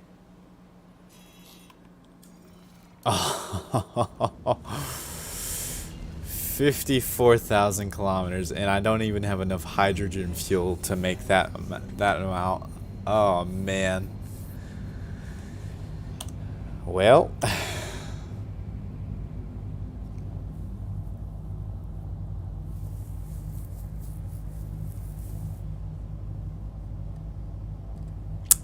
I'm gonna have to call it a night, I suppose. So, I guess what I'm gonna do, that's very unfortunate. Yeah, I'll just have to maybe do a quantum beacon. But I can do that off stream, because I gotta get to bed here soon. It's already 11 o'clock. Oof. So, yeah, I'm gonna have to do that. I'll just, next time I hop online, I mean, it's either that or die, but I don't really want to be in the habit of dying too much, because once Death of a Spaceman comes online, that's going to be a problem. You know, that rarely happens to me, where I run out of fuel like that. Like, it's so sad too, because look at how close I was to finishing that mission too. That really stinks. Oh well. It was fun while it lasted though. Man, I get insane frame rates right now. It looks so nice and clean. It looks like I have like such a high-end computer right now. But it's only because I'm out in a random point in space. Alright. Yeah, where's the Starfarer when you need one, right? Where's 3.17 right now? That would be really nice to have at the current status of where I'm at. Anyways, next time I hop on, I will not be here probably. Maybe. I don't know. Maybe off stream, maybe not. Either way, I'm going to call it a night because I need to get to bed. So I'm going to get into the virtual bed. And then I'm going to get into the real bed here in just a short while. But yeah, I had fun today. I think we covered some good ground. I at least was able to deliver a decent amount of armor to Port Tressler, which was mainly my main goal for today. We got to engage in a little bit of PvP. Didn't necessarily lose, so that's a plus. Didn't really win either, but you know, hey, the fact that I didn't die is definitely a positive thing in my opinion. But yeah, today was a good day in terms of what we got accomplished, I think. And then we got to practice out some of the new upgrades to the Cutlass Black, which is definitely something I've been needing to do. So thank you guys for kind of pushing me to get me some upgrades, and I'll continue to work at the Cutlass Black and figure out kind of what are some good upgrades for the ship. I'm just trying to save up for that for the whatchamacallit, the M2. Obviously 500,000 of this, well really 1 million of this, so I really only have 2.3 million, by the way. I've been kind of stagnant. I've been stuck in the 2 millions. Who knows, maybe I'll win the event and then the money, I get the prize money. I'm just kidding. I definitely need some credits. But now that I have more time to be able to play, especially actually have Saturdays off, I might even be able to spend more time on Saturdays, which is going to be great. So at that point, I'll be able to hopefully rack up a decent amount. Remember to post details about Saturday. Absolutely. Yeah, thank you for reminding me on that. Yeah, I will post on the Discord, and if you're not, if you haven't joined the Discord yet, definitely go check out the link in the description. That's kind of how we're going to be managing the event, and as well as whenever the org is online, that's how we will manage the org. So definitely go check that out, and that's where we will post the information about it. I'll try to write down or type out a decent list of things, like the rules and stuff for the event, mainly the PvP side of things, but there'll be, like, of course, generic rules about like, be respectful and that sort of thing, for the overall event.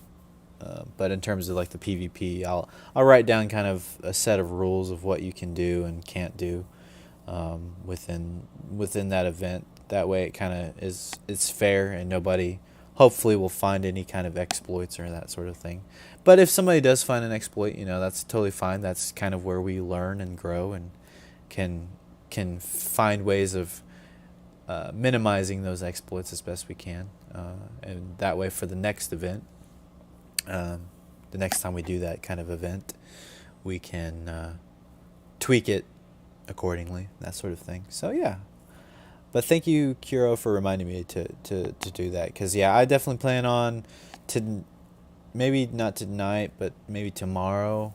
I probably won't stream tomorrow, actually. I need to sit down and actually start writing some of the org information. I have, like, little notes that I wrote down. I just need to compile it all into a decent little video. And I'm also hoping that somebody, I have an artist that's creating the org logo right now. I don't know if he actually finished it or not.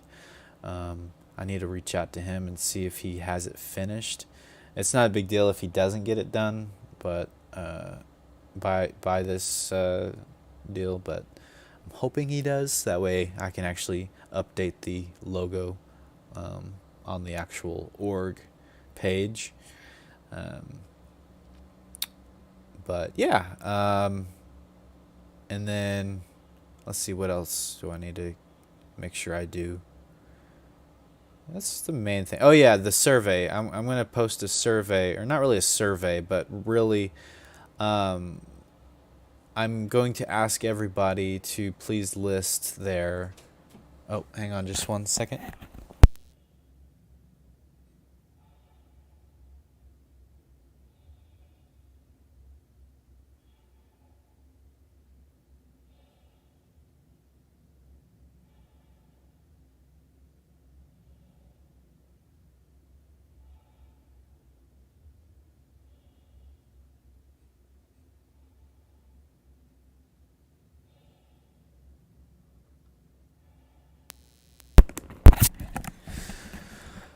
Yeah, I'll post in the Discord basically a question about which item you guys are wanting to bring to persist within the Cuddy Black.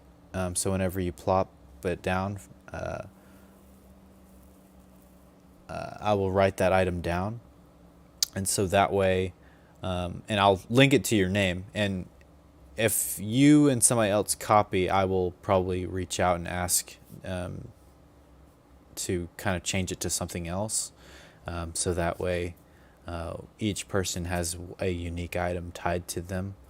And hopefully I'll be able to get that out there quick enough, so that way you guys have plenty of time to get that specific item within the game if you don't already have it within one of your inventories. So, but definitely I want to do that real quick, so that way we can get your guys' names written down of what item is tied to you.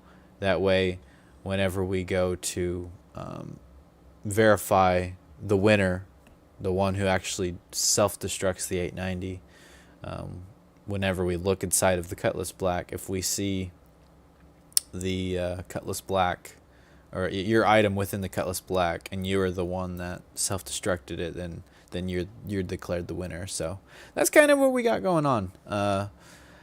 So yeah, I'll definitely look forward to it. But yeah, there'll probably be another rule where if anytime we engage in combat, to make sure to decline any charges, because we may or may not turn the comm array off.